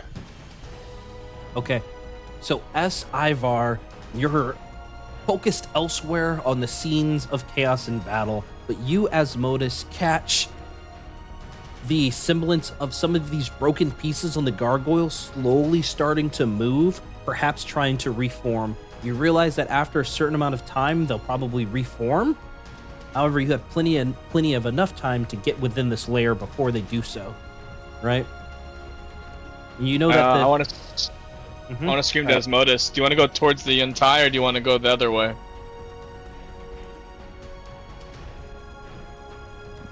Osmotus. I was saying we go towards 2 because we don't know exactly where she's at. I mean, I don't care that we're just gonna go straight towards another group of enemies that we know went that way. Well, fuck it. We're giants. Let's go. Okay, gotcha. You catch the driving. giant size of Ivar and Asmodeus, head down the other stairs. The sounds of battle still echoing behind you, but you know those storm giants are strong. Or S, are you going a different way? No. Can I do a bonus action and do rally just to give him a little bit of a buff? Who? The giants. If you wanted to expend the resource, I will give you a point of heroic inspiration for that. I would be happy to. Okay, gotcha. Give yourself a point of heroic inspiration as you give a bolstering rally. As I have to find, this is stairs down to 2. And you guys are on the right side. They get an extra 12 points of health. Gotcha. Hell yeah. Okay, see, that's where you guys are. No, cool, I can just erase this. I can't think of anything off the top of my head, but I'm just gonna do some badass like inspirational moment, little gesture or a little phrase, something that'll get them bolstered. Yeah. And I'm gonna join the others. They feel fervently bolstered by your cry. And as you begin to descend down these steps, US lead the way with your great sword that radiates light, right? Because it is pitch black down. Well, in area 2, when you kind of turn the corner here, you see mounds of sand, right? This entire area is filled with dim light. From the entrance that's just above it, as you realize that this is what would have led to the central hole in the amphitheater, right? Damn, I wish I had Rogue's Mantle. Let me go ahead and do this. Bring that over there. Sweet. And then let's see, entrance chamber. Yep, so you see a 20-foot tall gaping holes like right above the number 2 there. Huge pile of sand. This area is dim light filled, while all the other areas are pitch black. Go ahead and roll perception checks for me. Did you? Oh fuck, that was on that one. Damn, you got an 11. Yeah, you haters. Straight that one. So 21, 7, and 11. Okay, sweet. But don't worry. So Ivar and Asmodeus, you are preoccupied with watching for any signs of treachery or perhaps any ambushes. And that you, Ivar, are able to key in directly north of you. You hear chanting voices, right? And what you're able to make out, I imagine, do you have dark vision? It's out to a range of what, 60 feet? Yep. Okay, sweet. So you're not able to see through there just yet without getting closer. But what you hear is a vile prayer. Right? Does anybody speak Abyssal? Or rather specifically Ivar, do you speak Abyssal? God damn it, my I last do. character did. I do not. I do. Okay, so Ivar, what you're able to hear and what you'll probably relay to S to translate is rack and ruin, flash and thunder. Let them claim the dragon's plunder. Death is close, her doom has come. To blade and spell, she will succumb. Moments later, you hear bellow throughout, seemingly from the north of this lair. You serpents, what does it mean? What did Dendar the Night Serpent say? Tell me now. What do you guys do? S, your First sword thing is I giving. Hold on, S, your sword is giving off a shit ton of bright light right now, right? Because it's like Go I think ahead. like 30 feet. Yep. So it's like right at Yeah, the edge of the it's- hill, like where we're standing. So yeah, right there. Yeah, it's pretty fucking bright. Do you dampen that shit down, or are you just fucking like fuck it? I'm gonna dampen it and look at them both and go shh, and I'm gonna dampen the sword and kind of sneak my way I can't necessarily sneak because my stealth sucks, but I'm gonna say No, it's normal stealth because I gave you my shit last time on my last character. All right. oh yeah. You're welcome. I died for a good cause. I appreciate you. But yes, I'm going to dim the sword and I'm going to sneak my way up north a little bit Okay. just to make sure. I'm not going I to try want and go too stealth far into because this I don't corner. want I gotcha. I'll reveal some stuff, but first, Yeah, because I don't you wanna don't lose have stealth dark over vision, right? to. Yeah. Yeah, S doesn't have dark vision. Asmodus, do you have dark vision? I do. Up to You 60 do? feet. Okay, up to 60 feet. Okay, sweet. So I'm I gonna. do, and I want to venture off this way, sneaking. So, all right, let me. So S, you're not able to see Asmodus. What's your range and dark vision? 60 feet. 20, 40, 60. So this is what you guys are able to see just about. Ivar, what's your range and dark vision? Jason. Same as him. 60 feet. Sweet. So as you are able to get closer, go ahead and roll stealth checks. S, yours is going to be at disadvantage because you're still giving off light, right? Like it's like looking into a pitch black room and you see like somebody have a fucking torch behind you. That's what you are right now. Yeah, I'm just going to do this. Oh, Seize no. it. I'm at a 7. Decent. Decent. Okay. Damn, So I'm God. quiet as fuck. yeah, damn. So Ivar, you're tucked up like around the corner of this solid sand wall. US, however, are still brightly lit and very much not hidden, as you're all able to make out or hear in a serpentine voice kind of reply back to who you assume to be Lymrith. Mistress, Dindar the snake serpent wishes you to defeat your enemies. Yes. You will be given victory. It is foretold. You must face them. You must face your enemies. And in reply, you hear, I must kill the ones that have intruded, you say? Very well. I can do that. Now leave me. For I have hunting to do. From all of my time hunting, can I make out a good range of where they're at? Like an estimate? go and roll a perception check for me at disadvantage. Can I potentially take this moment to douse out the light? You can. Hell yeah. Hell yeah. All right, Let's go. dousing the light. Yeah, I want to be in Oh, shit. in total Fucking deleted darkness. you. Oh my god, I'm Dousing dead! the light. He disappeared. Oh. I rolled a 19. Great eye in the sky. Okay, you rolled a 19 on the perception. Yeah. It's pretty. You can probably make out maybe like this cave echoes pretty bad. You can probably make out she's probably anywhere between maybe 100 to 250 feet away from you. Maybe. It's very hard to like pinpoint the location, but what you distinctly hear is Moash. That light has vanished. Perhaps they're here. Seek them and destroy them. Alright, if I heard that, I'm gonna relay that, and my goal is to step back here and ready to the first thing I see to shoot. Gotcha. That's not a friend. And you all begin to hear footsteps and slithering of bodies, like the slither of like a body being shifting through sands. Should be right here. Should be good for me. I'm going to ready fire. Here's what Yep. we'll do. I'm gonna go I'm just around ready until I see something. That's it. as the footsteps become ever closer.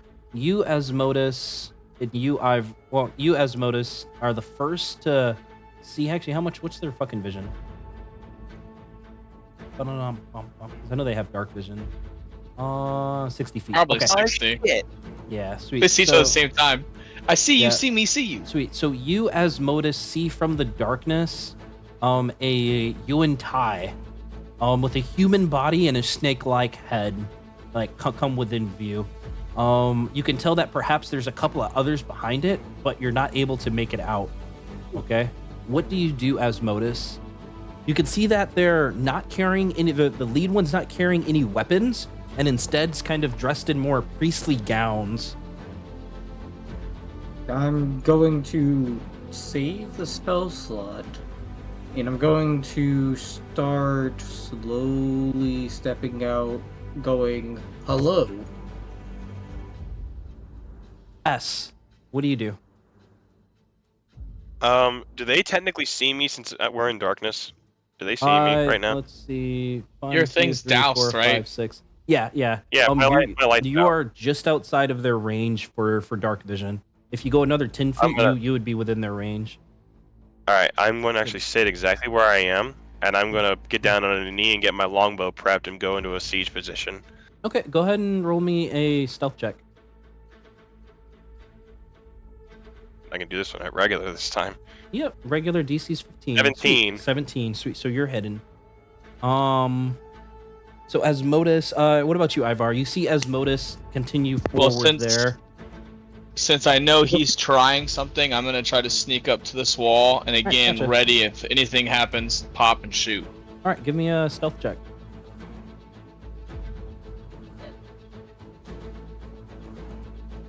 26 for stealth. All right, love it. You are silent as the night.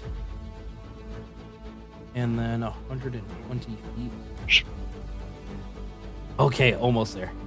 Okay, Asmodeus, you approach all of these Yuan ties, and like some of them being type 2, meaning having a snake-like body but human-like head and torso. They begin hissing, got their snake tongue sticking out. You have come, the prophecies have foretold. It's your mission. That's what they're saying. They're speaking like very broken common, but they're still seemingly to still walk closer. Not an obvious threat, but perhaps interested. Isn't Sylvan Snake? Let me see what languages they speak. They speak Abyssal, Common, and Draconic, actually, but it's all very broken. Oh, well, I'll speak Draconic, so I'll talk to them in their language. Okay, Just so they don't have to try to talk Common. They're easy.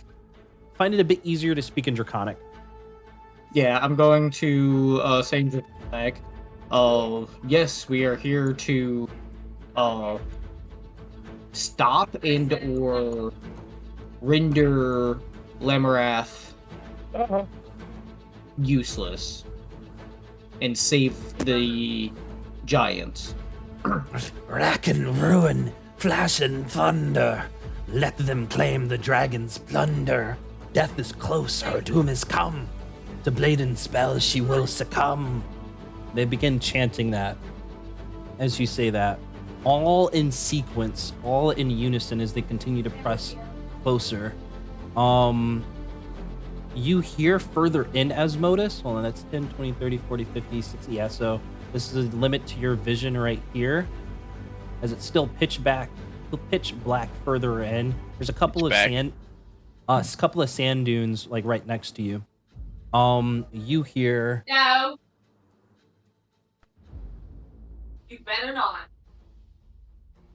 I sense them. Dendo. Divni sight.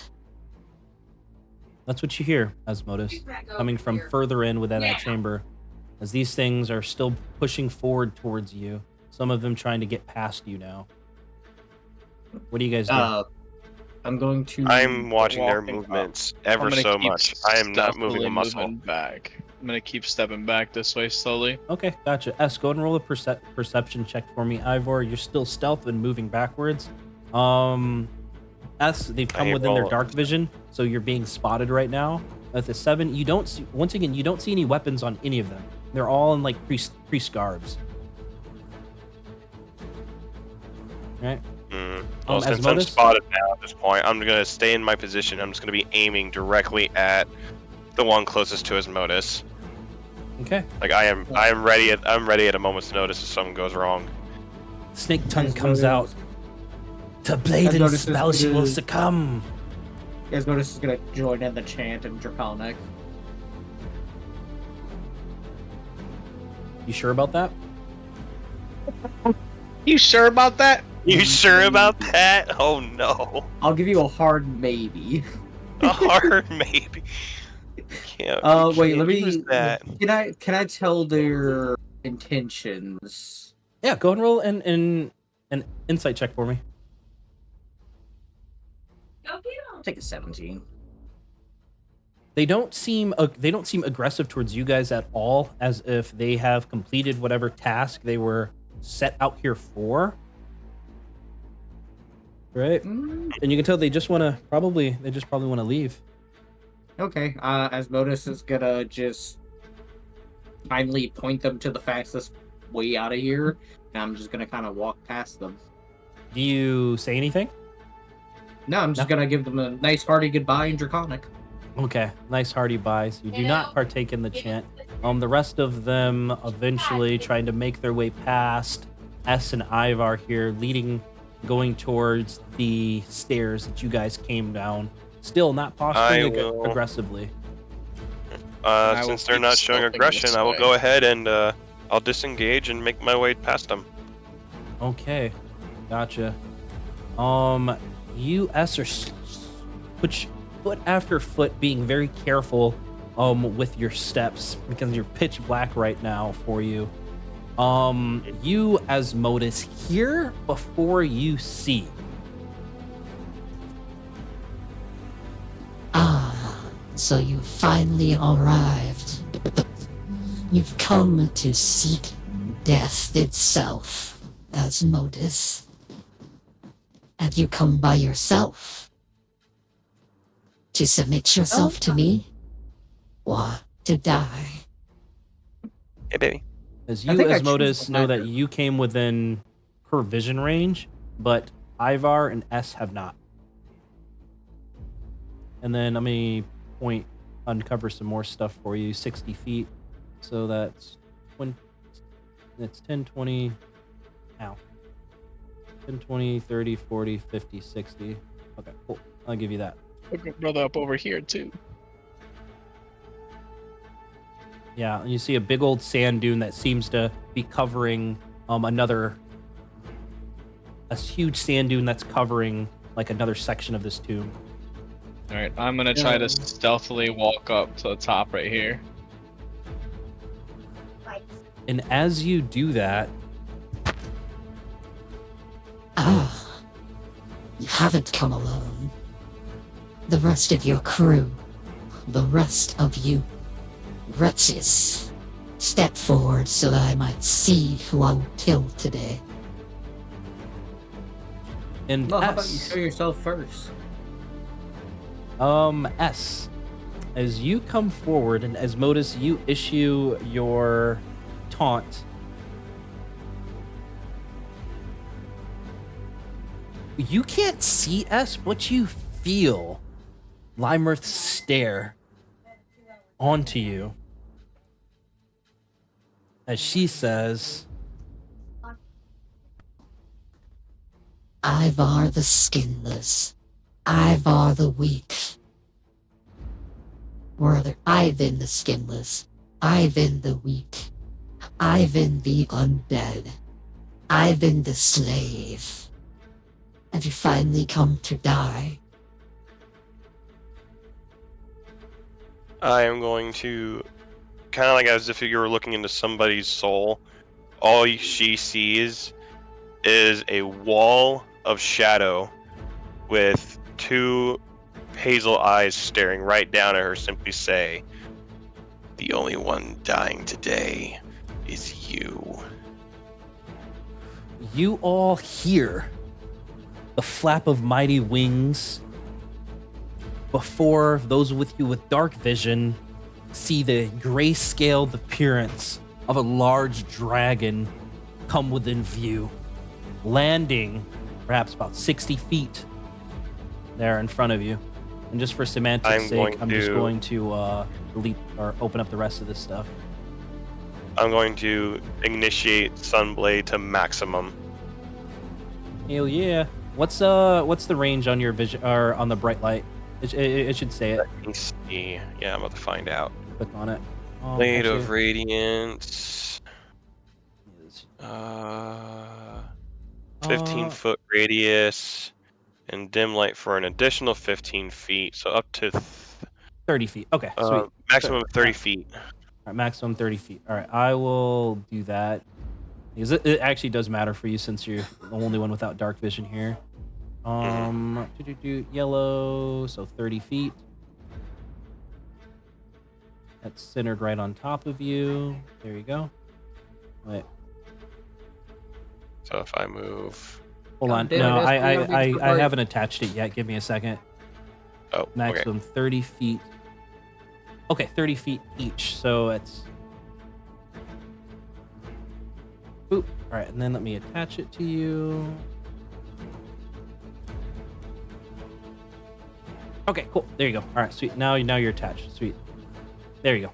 Now you're good to go. Hell yeah. Alright. Oh, When Excuse me. when she comes up, can I, like from my history of working and hunting monsters, try to concern what the UNT were doing for magic wise in here? yeah. Go ahead and roll a either religion, history, or arcana check for me. As what eventually comes within view is a very large statue of some type of serpentine deity. Right, with 23. the 23 on the arcana. So what you were able to make out at the far end is a demonic snake statue. You're not able. Go and give me a history or religion, Ivar.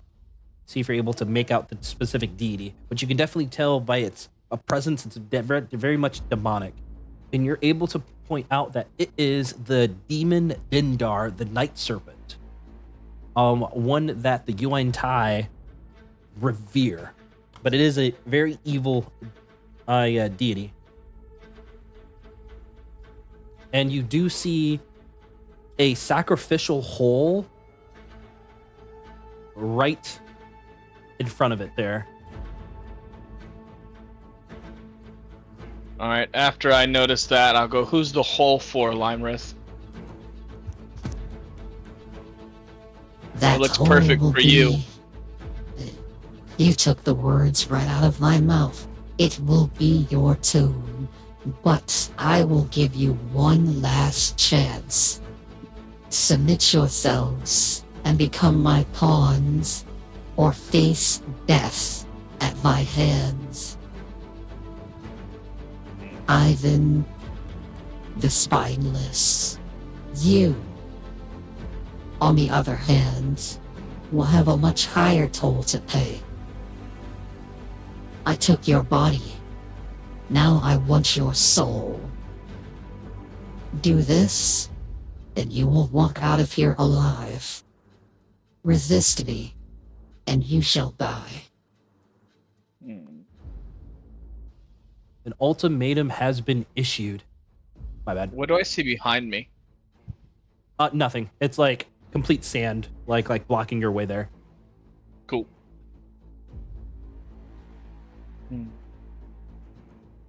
How do you respond to the ultimatum? Does she have anything next to her, like a structure or any other thing? Like, are those pillars? Those are. Yeah. They're very solid looking pillars that go straight up. There's a bunch of like other dirt mounds and things of that nature. As you can see, situated around it. But she's slowly walking. She finally comes within your bright light, and you can see a snarling jaw with a jagged horn for a nose. Come within view, S. Beady blue eyes lock with your Hazel. I give her a half smile on the human half of my face and simply say, "Shut up." So you've chosen death. Let's go ahead and roll our final initiative for Storm King's Thunder. 20. Oh yeah, I'm doing great on initiatives out here. Ivor. 18, 10, and 20. Okay. Man, for somebody who talked a lot of shit, they're rolling shit on initiative behind a wizard. Okie Whoa, whoa, whoa, dokie. whoa! All my other hits have been great on this character so far. Just initiative. All right, let me change this one. So this is it. The final battle of the campaign. I'm not going to hold back, and neither should you. Probably go full tilt. Let's see. Seeing that battle draws near, Lymrith is the first to act, despite all everybody else being ready for battle here. She lunges forward, beating her powerful wings, as you all begin to see lightning begin to build in her chest before reaching her mouth. She's going to fly, angling herself, and in a 100-foot line, a lightning breath is going to come out, targeting both S and Asmodus here. Right? I need both of you guys to make DC 19 dexterity saving throws as a lightning breath attack comes at both of you. An 8. Oh, it's a lightning breath. Damn. You said dexterity? And it is 90 foot long, actually. There we go. There we go. Alright, you hide that. 18. 18 and an 8. Fuck. This is gonna hurt. This is gonna hurt a lot. You, Asmodus, gonna take half of that. Fantastic. Right, 70 divided by 2 is 35 points of lightning damage. You, S, however, are going to take the full brunt of 71 points of lightning damage from its lightning breath attack. That's going to end Lymrith's turn. Okay, S, it's your go. I'm just gonna stand there and like kind of hold my wrist up, holding like defending the lightning blast, and I'm just gonna give her the most maniacal smile. Like, I've been waiting so long for this. I'm going to 1, 2, engage. 18, first 18. hit misses. Yep, first hit misses. I'm just going to angle this a bit. 30. Fuck yeah. First attack glances right off of her armor, natural armor there. Second attack finds massive purchase, sinking into her, drawing some blood for 21 points. Kind of reels back. Final in pain. swing for a 28. Nice. For 36. 36 points of damage on the second swing. Love it. And I think I used my action surge already on the last fight, so You sadly did. I won't have it. But then I'm going to use my bonus action and do second wind Okay, heal up. to gain some health. Yep. So 1d10 plus 11. And 11. Damn. An 11. All right, sweet. Go ahead and heal up. Does that end your turn? Yes. All right, legendary action from Lymrith here. She's going to cast Shatter. At its base level. Counterspell. So that is counterspell. All right, cool. Is going to make a con save. What's your spell save DC? 16 now. 16. Roll the 10. She's going to burn one of her legendary resistances to pass. Damn. So Shatter is going to be a con save, 10-foot radius sphere. 10-foot radius sphere. Seeing as you passed your save, Asmodus, and you tried to counterspell her, it's going to land right on top of you as the air around you, Asmodus, begins to seemingly crack. But within moments, a thunderous boom erupts around you. I need you to make a DC 18 Constitution saving throw. Constitution. Yeah, 3d8. Fuck me. Okay. So you're going to take 15 points of thunder damage from the Shatter spell. Okay, that's going to be the end of her legendary action. Asmodus, it's your go. Fantastic. I'm going to, at 5th level, cast Fever Skin on myself. Basically, I'm going to knock back a small red hot chili pepper. And then my metabolism increases, my skin begins to burn to the touch. Make a melee spell attack against a creature within your reach. One hit, the target takes 60 2d6 fire damage. Until the spell ends, you can use your action each of your subsequent turns to make this attack again. For duration, you have a walking speed increased by 15, and I gain 2d6 temporary hit points at the start of each one of my turns, and it lasts for a minute. Fuck yeah. How much movement speed you got now then? 30 plus 15, 45? Yep. Okay. 45. 5 or 10, 20, 30, 40. Yeah, you're able No, to so get right that's up there. 5. Go ahead and make your Right hit. up there. Yeah, I'm done. Well, let me put my temporary HP in real quick. 2d6. So you eat that pepper, your skin, your body feels warm, very warm. So 6 temporary HP to myself. And then I'm going to punch the fuck out of this dragon. Yep. You swing your that's gonna be fist, a you plus. swing your giant-sized fist right at her face for a 13. Sideways. Just glances right off of her horn on her nose. Swing and a miss. Damn it. Shit. Alright, well, that's fine. Okay, gotcha. But you're still concentrating on that spell there. You feel the Yes. warm just wrap around your body. Second legendary action, she's going to make a rent attack against US. So it's just going to be a to hit, which is going to be for a 30. As US are going to take 13 points of slashing damage and 6 points of lightning damage. As you feel some of your large muscles kind of tense and seize for a moment before relaxing. That's her second legendary action. You, Ivar, feel the sand underneath your feet shift as you begin to lose your balance almost before a horn comes up from behind you as a young green dragon makes his appearance. The name Moash comes to mind as this was the dragon that was meant to hunt you within the lair, right? As Moash here is going to summon lightning from his belly, then get to his maw. I need you to make a DC 16 dexterity saving throw as a line of lightning shoots from this dragon directly at you, Ivar. Well, right off the 16. Fucking me. So you're going to take 49 points of lightning damage as your muscles seize up as this young dragon situates itself. It cries out, "Mother, I will handle this one. Get your revenge against the undead one." That ends Moash's turn, so it's one. So legendary action after us, legendary action after Asmodus. Third legendary action then after Moash goes. And she is going to...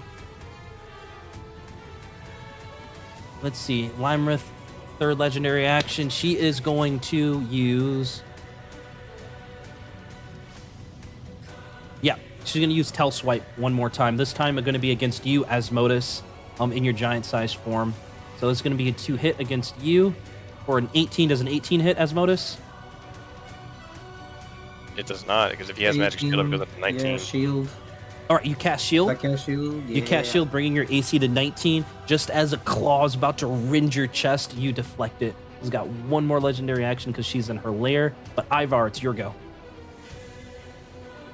What? How close is this guy to me? He's within, within Yeah, 5. He's Cool. within 5. First one to be disadvantage. Hell yeah. How big is this? Is it a large or is it bigger than a large? He is large. So I can't push him. but Lymrith is huge. So Lymrith can't be pushed, but I think you can push medium and large. You just can't push huge. I can push large and smaller, yeah. So I can push Moash away from me. Okay, 10 So feet. first, yep. Okay. 19, and then I'm going to use one of my magic arrows, arcane shot. The one I'm going to use is grasping arrow, so he's going to take an extra 2d6 of poison damage right now. Okay. And how that works is on his next turn, if he passes if he wants to, he can do an athletics check of DC 16, or every foot he moves, he takes 2d6 slashing damage. Okay, can you say that last part again?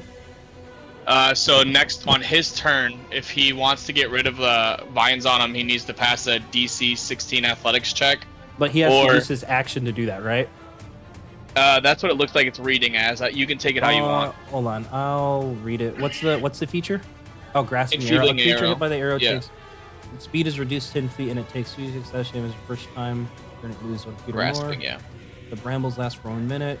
until you use this option again or until a creature uses his action to remove them with an athletics. Okay, gotcha. So he has to use his action completely.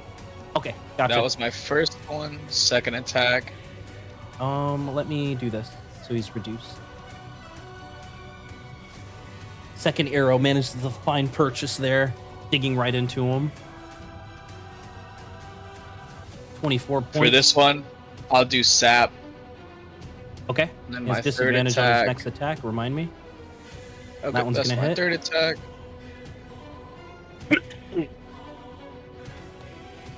27 points. Love it. I will bonus action your action surge so I can do it again. So 3 attacks. And then for that one I would do slow on that third hit, just so you know. Okay. 21.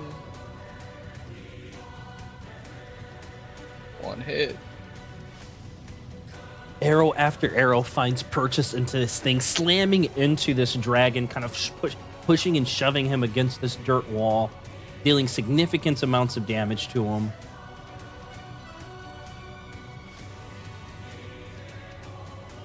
Alright, and now I will move 30 feet. 10, 20, 30. That ends my turn. Okay, gotcha. Lymrith's using her last legendary action, is going to use Cloaked Flight. So she's going to be able to cast invisibility onto itself, becoming invisible, and then can fly up to half its fly speed. So your attacks, you can't see her anymore, so no attacks of opportunity, and half the fly speed would be 40 feet. So 1, 2, 3, 4. Seemingly the fly right there, and she's invisible, so attacks against her will have disadvantage. Well, actually, it's her turn anyway, so she's going to break that invisibility now. So let's see if she recharges her lightning breath attack. She does not. So she's going to do is... She's huge, so she can still grapple. She's going to fly to you. 8, 19, 11, 12, 13, plus 7 is 20. Asmodeus, I need you to make a DC 13 either strength or dexterity saving throw, or you're going to be grappled. Okay, so she has you grappled right now, and like 2 huge claws kind of sinking into you. No, sorry, DC 20, my bad. It's supposed to be DC 20. So you're grappled right now. She's got 80 feet of fly speed. She moved 20, so she can move another 30. So 10, 20, 30. Flying right over this hole with the rest of her movement speed there, with taking flight. She's going to release you over this hole. Asmodeus, I need you to make a... You must make a DC 15 strength or dexterity saving throw, or you will begin to fall down this bottomless pit, which will entail a series of death saving throws. Nice. With that fucking 25 there. 25. Right. You get released, and as you're coming down, you manage to grab hold of one of the ledges of this thing as you manage to land here safely without getting dropped into that pit. That's one of her attacks. She has no more... My middle finger to her. No more movement speed there, but she has a reach of 10 feet there. So 1 rend attack against you, and then she's going to cast Shatter.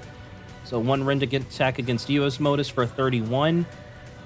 You, Asmodeus, are going to take 20 points of slashing damage and 7 points of lightning damage. And then she's going to cast Shatter, my bad, right on top of you, S. So I need you to go ahead and make a DC 18 Constitution saving throw, S. Does a 21 sound? A 21, you're going to take half damage, so 10 points of thunder damage as the air cracks around you before a thundering boom echoes out. All right, that ends Lymrith's turn. S, it's your go. All right. Real quick, what does the bless spell do? Bless gives 1d4 1d4 to attack rolls to the people that you bless, as well as 1d4 to saving throws that you make. All right. I am going to consume the potion of heroism Mm-hmm. And I'm under the effect of Bless for an hour plus 10 temporary hit points. Okay, gotcha. Give yourself 10 temporary HP, and then add whatchamacallit, 1d4 to all your hits. So if anything misses, really, it will just like add the 1d4. Okay. Yep. Alrighty. With that being said, I'm going to get my bow out because she's technically over the hole. I can't exactly Correct. get over there. So I'm going to use my bow. I'm going to go ahead and... Shit. 10. First one she bats out of the air. I'm going to try again. Know your place, worm. 16. Oh, go ahead and And roll I- a 1d4. You need a 3. 1d4. Come on, dude. Come on, dude. Oh, what the hell? That's not a 1d4. No, that was it. That was it. No, No, that's that's D8. Damn it. That was a D8. Damn it. Plus 2. Damn it. so second arrow gets batted out of the way. I'm looking at it. You're still talking. I'm going to drop you God damn down it. the pit. That That's a one. sunblade. Oh, yeah, it's a sunblade. Go and roll your last longbow there. A dirty 20. That one's Fuck gonna yeah, hit. We'll take it. Right. Just as she's about to swing at this other arrow, you manage to get past her like webbed fingers, hitting right into her chest for 11 points of damage. Love it. The more you talk, the less attention you have in battle. Aren't you a dragon, for fuck's sake? On you. You all shall die by my hand. And she cries out as she's going to use legendary action to cast Shatter. On top of you, Ivar, I need a DC 18 Constitution saving throw. I thought your child was supposed to take me on, you coward. Sweet. So you take half damage, just 5 points of thunder damage as it cracks around you. You'll be next. She cries back. That's ends of her legendary action. Asmodus, it's your go. Fantastic. Asmodus is going to form a chromatic orb in his hand, and he's going to just chunk it at Lymrith directly in between the eyes. Okay, fuck yeah. Is Are that you to out? hit? Sprint the fuck Yeah, away it's a from that hit. hole. Let's For a see if you hit. 21. Sweet. Hell What yeah. what level were you casting it at? And be truthful Fourth because level. you didn't cast. Okay, gotcha. 4th level. Go ahead and roll damage. Remember to call out the level that you're calling. There's gonna be 28 28. points of fucking Wait, there's a acid double. damage. Doesn't it jump? Let's read it.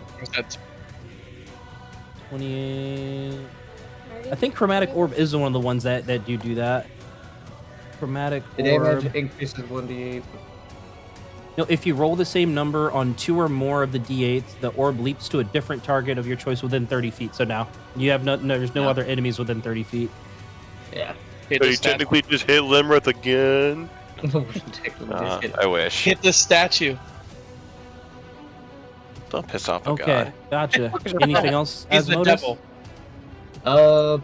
What type of Okay. damage did you hit her with? I did acid damage. Acid damage? Sweet. Your chromatic orb slaps into her chest. You see some of her natural armor begin to melt away and slough off. I'm going to call that out that she's weak to acid damage, and then I'm going to go 10, 15. No, my bad. 10, 20, 30, 45-ish feet away, right around there. Okay. And then that's me done. All right, legendary action from Lymrith. She's going to do cloaked flight, so she's going to turn invisible and then move up to half her flight, which is 40. So that's 10, 20, 30. Shit. 10, 20, 30, 40. Fuck yeah. Going sideways. 10, 20, 30, 40. Landing right there, but she's invisible. So just attacks against her have disadvantage. That's it. It's Moash's turn. He is reduced by 10. He's reduced by 10, or he's reduced by 20 because of your thorns, and reduced by 10 because of his slow. He's going to see if he recharges his lightning breath, and he does. So that's a 60-foot line. Let's see if you're within range. Blue, lightning. I'm at 45, so yeah. Yeah, so you're within range right there. I need another DC 16 dexterity saving throw, Ivar, as Moash manages to recharge his lightning breath as he says, "Run, coward!" And as he unleashes it, you're not playing more, so you take half 54 divided by 2. 54 divided by 2. 27 points of lightning damage here as you just dodge out of the way. And this lightning lighting up this entire cavern before it goes pitch black dark again for some of you. And then it's going to... It's reduced by 20, so it can't burrow. And it has 60 feet of fly speed right now. Let's see.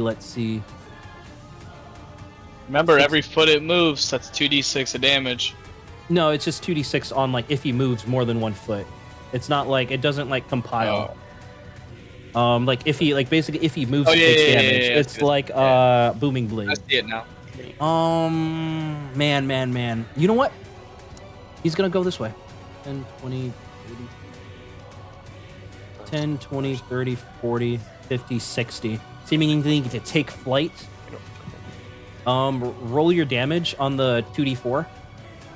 2d6. The 2d6, okay.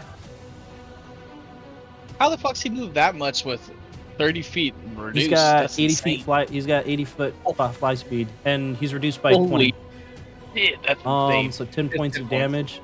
Like, Sweet. bridge. So, all right, legendary action then from Lymrith here for her third of the round. It's gonna make one rend attack against US. Oh. At advantage because of the invisible condition that she breaks, but no natural 20. So- Reaction to you. Oh, that's not a natural 20. 28. No. Oh shit. Yeah, it's a 28 to hit. Oh, So shit. on a rend, so it's going to be 21 points of slashing damage and 9 points of lightning damage as she rakes across your chest. And she says, You will fall down the pit next, Ivan. I killed you once, I'll kill you again. and Then I then Ivar. Go ahead, S. I was simply gonna say, "Oh, is that a promise?" Ivar, your go.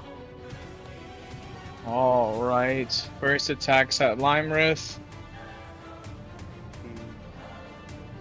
But I'm gonna use curving shot because I missed to move it towards Moash because he's within 30. He's within 60 feet. Cool. What does that do? Is it like another to hit or? It's another It is? to hit. Okay, fuck yeah. Yep. And it Sweet. doesn't say I have a time that I cannot use it, so I can technically use it every time. Like if you read it. 19 points of damage there as your arrow first misses Lymrith before curving around, sailing past S's head before striking Moash right in the back as he seems to be either relocating himself or doing something else. All right, and then for that one, I'm gonna push him down because you said he's flying, so he hits the ground. Do you? Second one at Lymrith. Not necessarily how push works with flight. Fine, just push him towards the wall.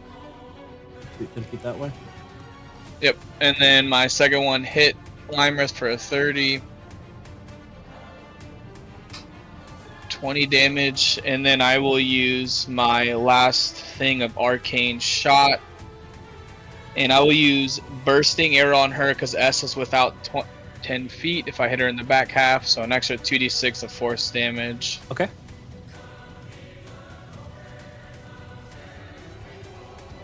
Alright, and I got one more shot. Insolent swine. She cries out as you are beginning to get her ear. Oh, looks like I missed that second one for both of them. Okay. All right. Bonus action for second one, just get some health back. Okay. Last legendary action of this round 20. then is one last rend attack against US. So within 10 feet of her. Gonna be for 14, which you put up your greatsword and you deflect the claw, seemingly to go high into the sky. As you manage to deflect it. It's now her turn. Let's see if she recharges her lightning breath. She does. She's going to move around, staying within your reach, S, as in on another. God, how 100 foot. fucking long is it? God damn. It's a 100-foot line. So Okay. close, almost. I need dexterity. DC 19 dexterity saving throws from S and Ivar. As Lymrith charges up another lightning breath, you see light emanating from her belly, then her throat. Wait. It crackles from her maw before lightning streaks out, almost almost blinding. I'm gonna use Indomitable. Can I do Okay, a go ahead and reaction? reroll. Do you have something to react with? Superiority die, yeah, I think so. I don't think Super option. superiority dies add to saving throws. You have Indomitable as a fighter to reroll a failed save. I was gonna say, I was gonna do, I was just looking at it. 12. So I got a 21. Where was it?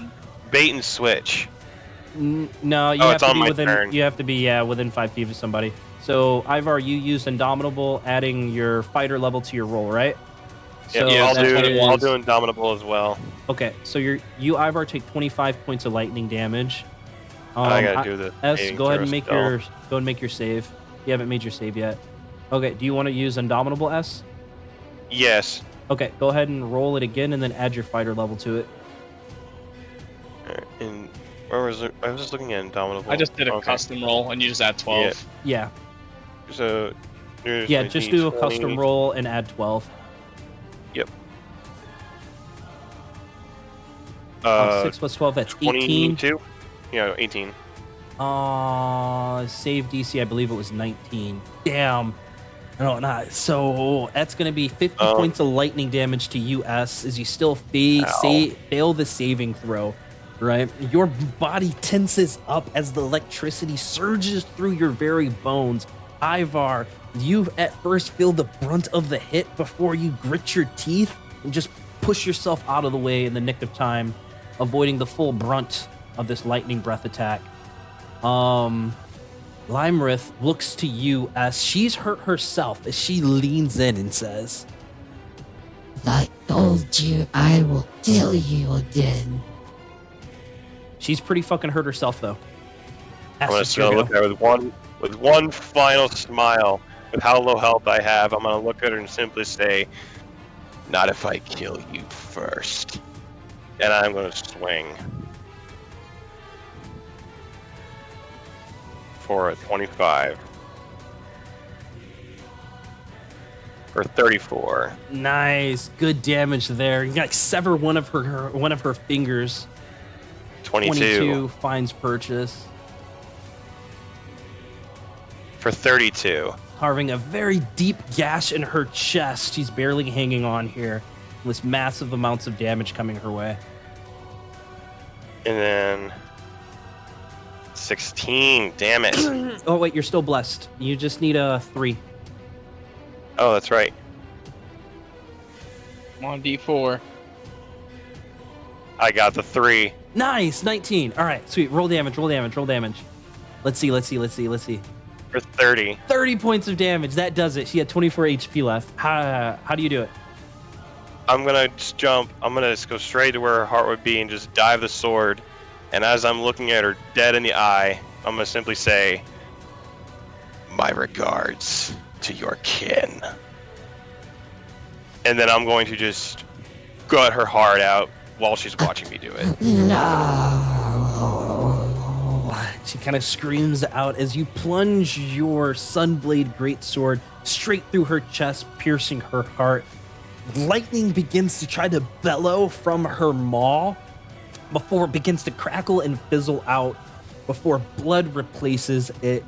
And her body falls limp to the ground with a hard thud.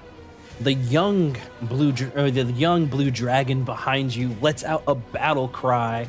It is focused This is solely green. onto US. That should be the end of your turn, unless you have your movement. I do have my movement, and I'm going to move 1, 2, 3, and get into cover of Asmodus, in case Okay. if the dragon tries to do something silly. What I Okay. gotta say though is that Gotcha. dragon is really hurt. Gotcha. I hit it for like Asmodus, over It's 120. okay. It's okay. I'm burning a 6th level spell slot. Fire. Fireball. I was like, that thing is very fucking hurt. It is. I was like, I don't You know how rolled much a I did 24 to total. the save, so it's going to be half damage here. It's gonna be half damage regardless. but God it's damn, fine. that 20. It's still 43 damage. So 43, so 42 divided by half is what, 21? 21 points on the... All right, sweet. A bead of fire appears right next to Moash before, boom, erupting, singeing his blue scales. He lets out a pained cry. Alright, and then I'm gonna take my movement. Be 10, 20, 30, 45-ish. And then I'm going to Starlight Slip. 10, 20, 30. Get right about here. Okay, love it. Is that end your turn? Yep. All right, it's going to see if he recharges his lightning breath. He does not. You killed her! You killed my mother! She's going to charge right at you. Ivar, go ahead and 2d6. roll your damage there. That bit. 3 rend attacks coming all at you as Modus, as he takes 9 points of damage there. 3 rends, the first for a 12, which misses, the second for a 10, which misses, and the third for a 27, which will hit and find purchase, because you're going to take 15 points of slashing damage and 3 points of lightning damage. Okay, that's going to end Moash's turn as he's entered into a frenzy. Ivar, you see your opportunity as it focuses on Asmodus. Asmodus, what are you concentrating on? Hit. Fever. The fever thing. That's what you're concentrating on. That's I'm gonna right. push him. Up 10 feet. Oop. 23 points of damage. Love it. Barely hanging Push in him there. again. Push another 10 feet. 26 points of damage. Good shit. And you knock your final arrow, aiming true. 14 points of damage there. How do you end this with your last heavy arrow? Like, I hit this motherfucker so many times. You said he had a horn, right? Mm-hmm. My goal was to drill through the horn and let the arrow go straight through his head. So I hit the same spot every time. All 3 magic arrows. Oh, absolutely love it. The first arrow connects, cracking the horn, sending sound waves reverberating throughout this chamber. The second one lands true, cracking it further. The last one piercing the horn, severing it before lodging itself into the head of this dragon, piercing his Alright, brain. Robin Hood, calm down. Right? Blood burls and comes out of this dragon's mouth before its head falls heavy onto the sand. Your enemies have been vanquished. Hell yeah. S. Hey, let's just say I 1v1 that little fucking dragon. Congratulations. S. As Lymrith's body turns even colder, something happens to you. You feel a warmth. Do you choose to...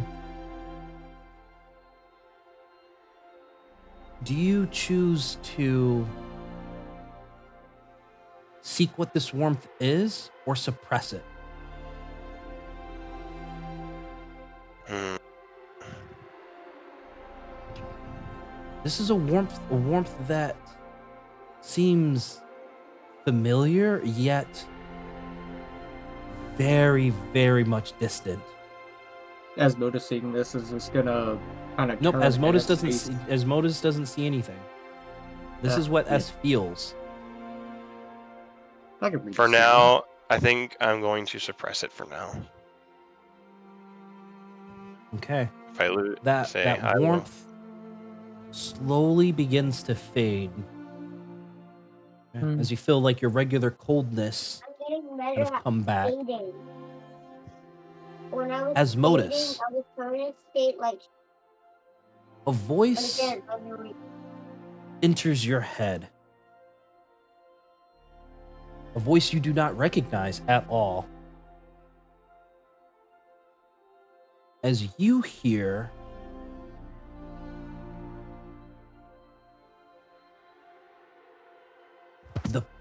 poison of your bees were not the doings of who you assume.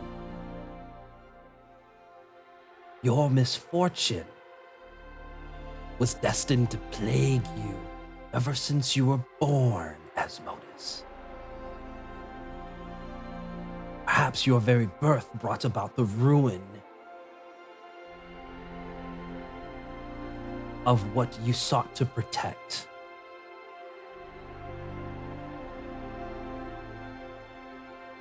You hear this in your head, Asmodeus.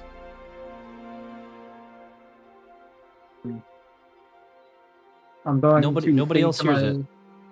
I'm going to think to myself, talking back to the voice, well, maybe it is you who is cursed. Maybe it is you who is sick.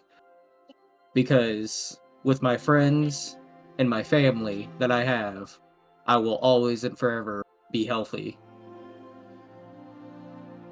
We shall see. I've already poisoned one batch. I will come after you again and again and again. You can try.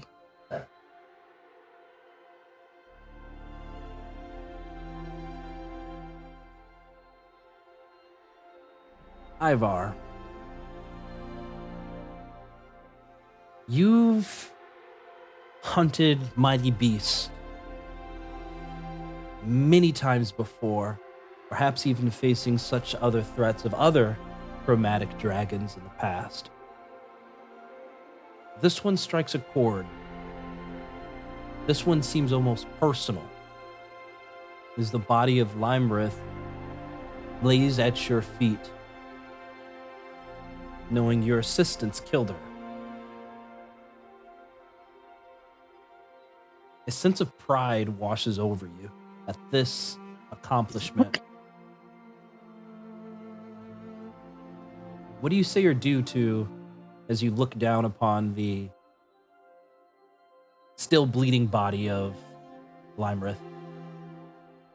I'm gonna look over at Asmodeus and S or Ivan and go, I believe I earned this one, and I hold out my hand with let a arrow turn magical as I stab it in to pull out one of her scales, and then I'll walk over to Moash to take his horn and claim treasures for battle.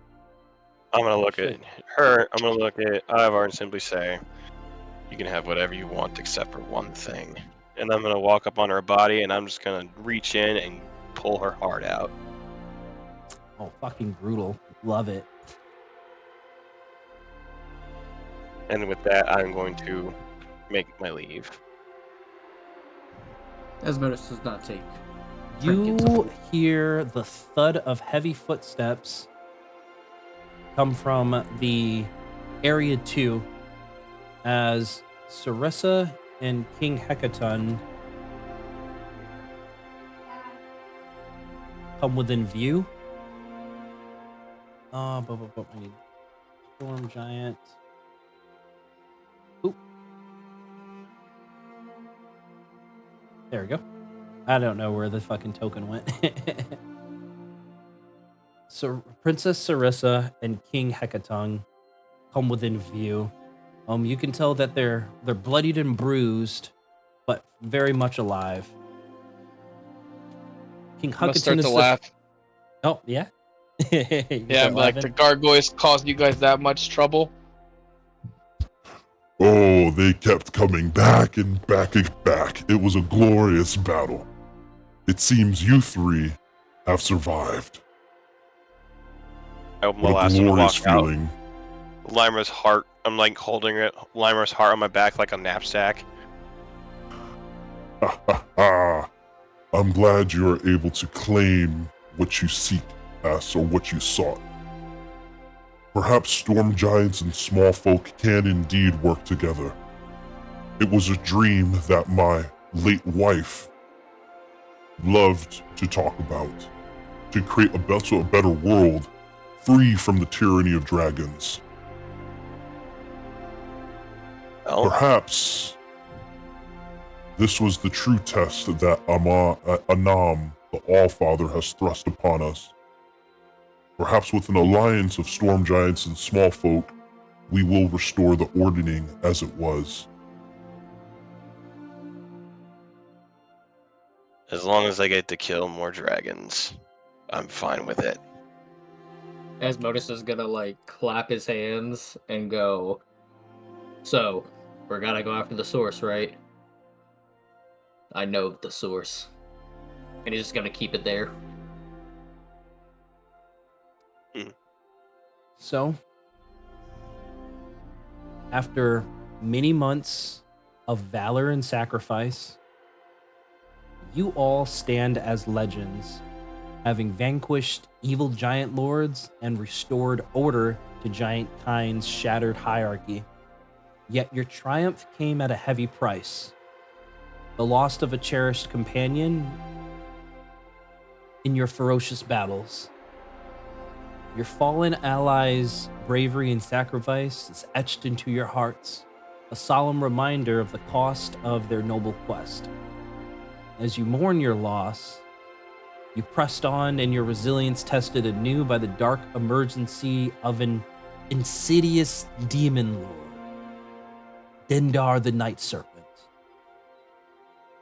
Though your journey ended with a bittersweet victory, the bonds you forged and lessons of strength, sacrifice, and hope will guide you into the unknown challenges that lay ahead.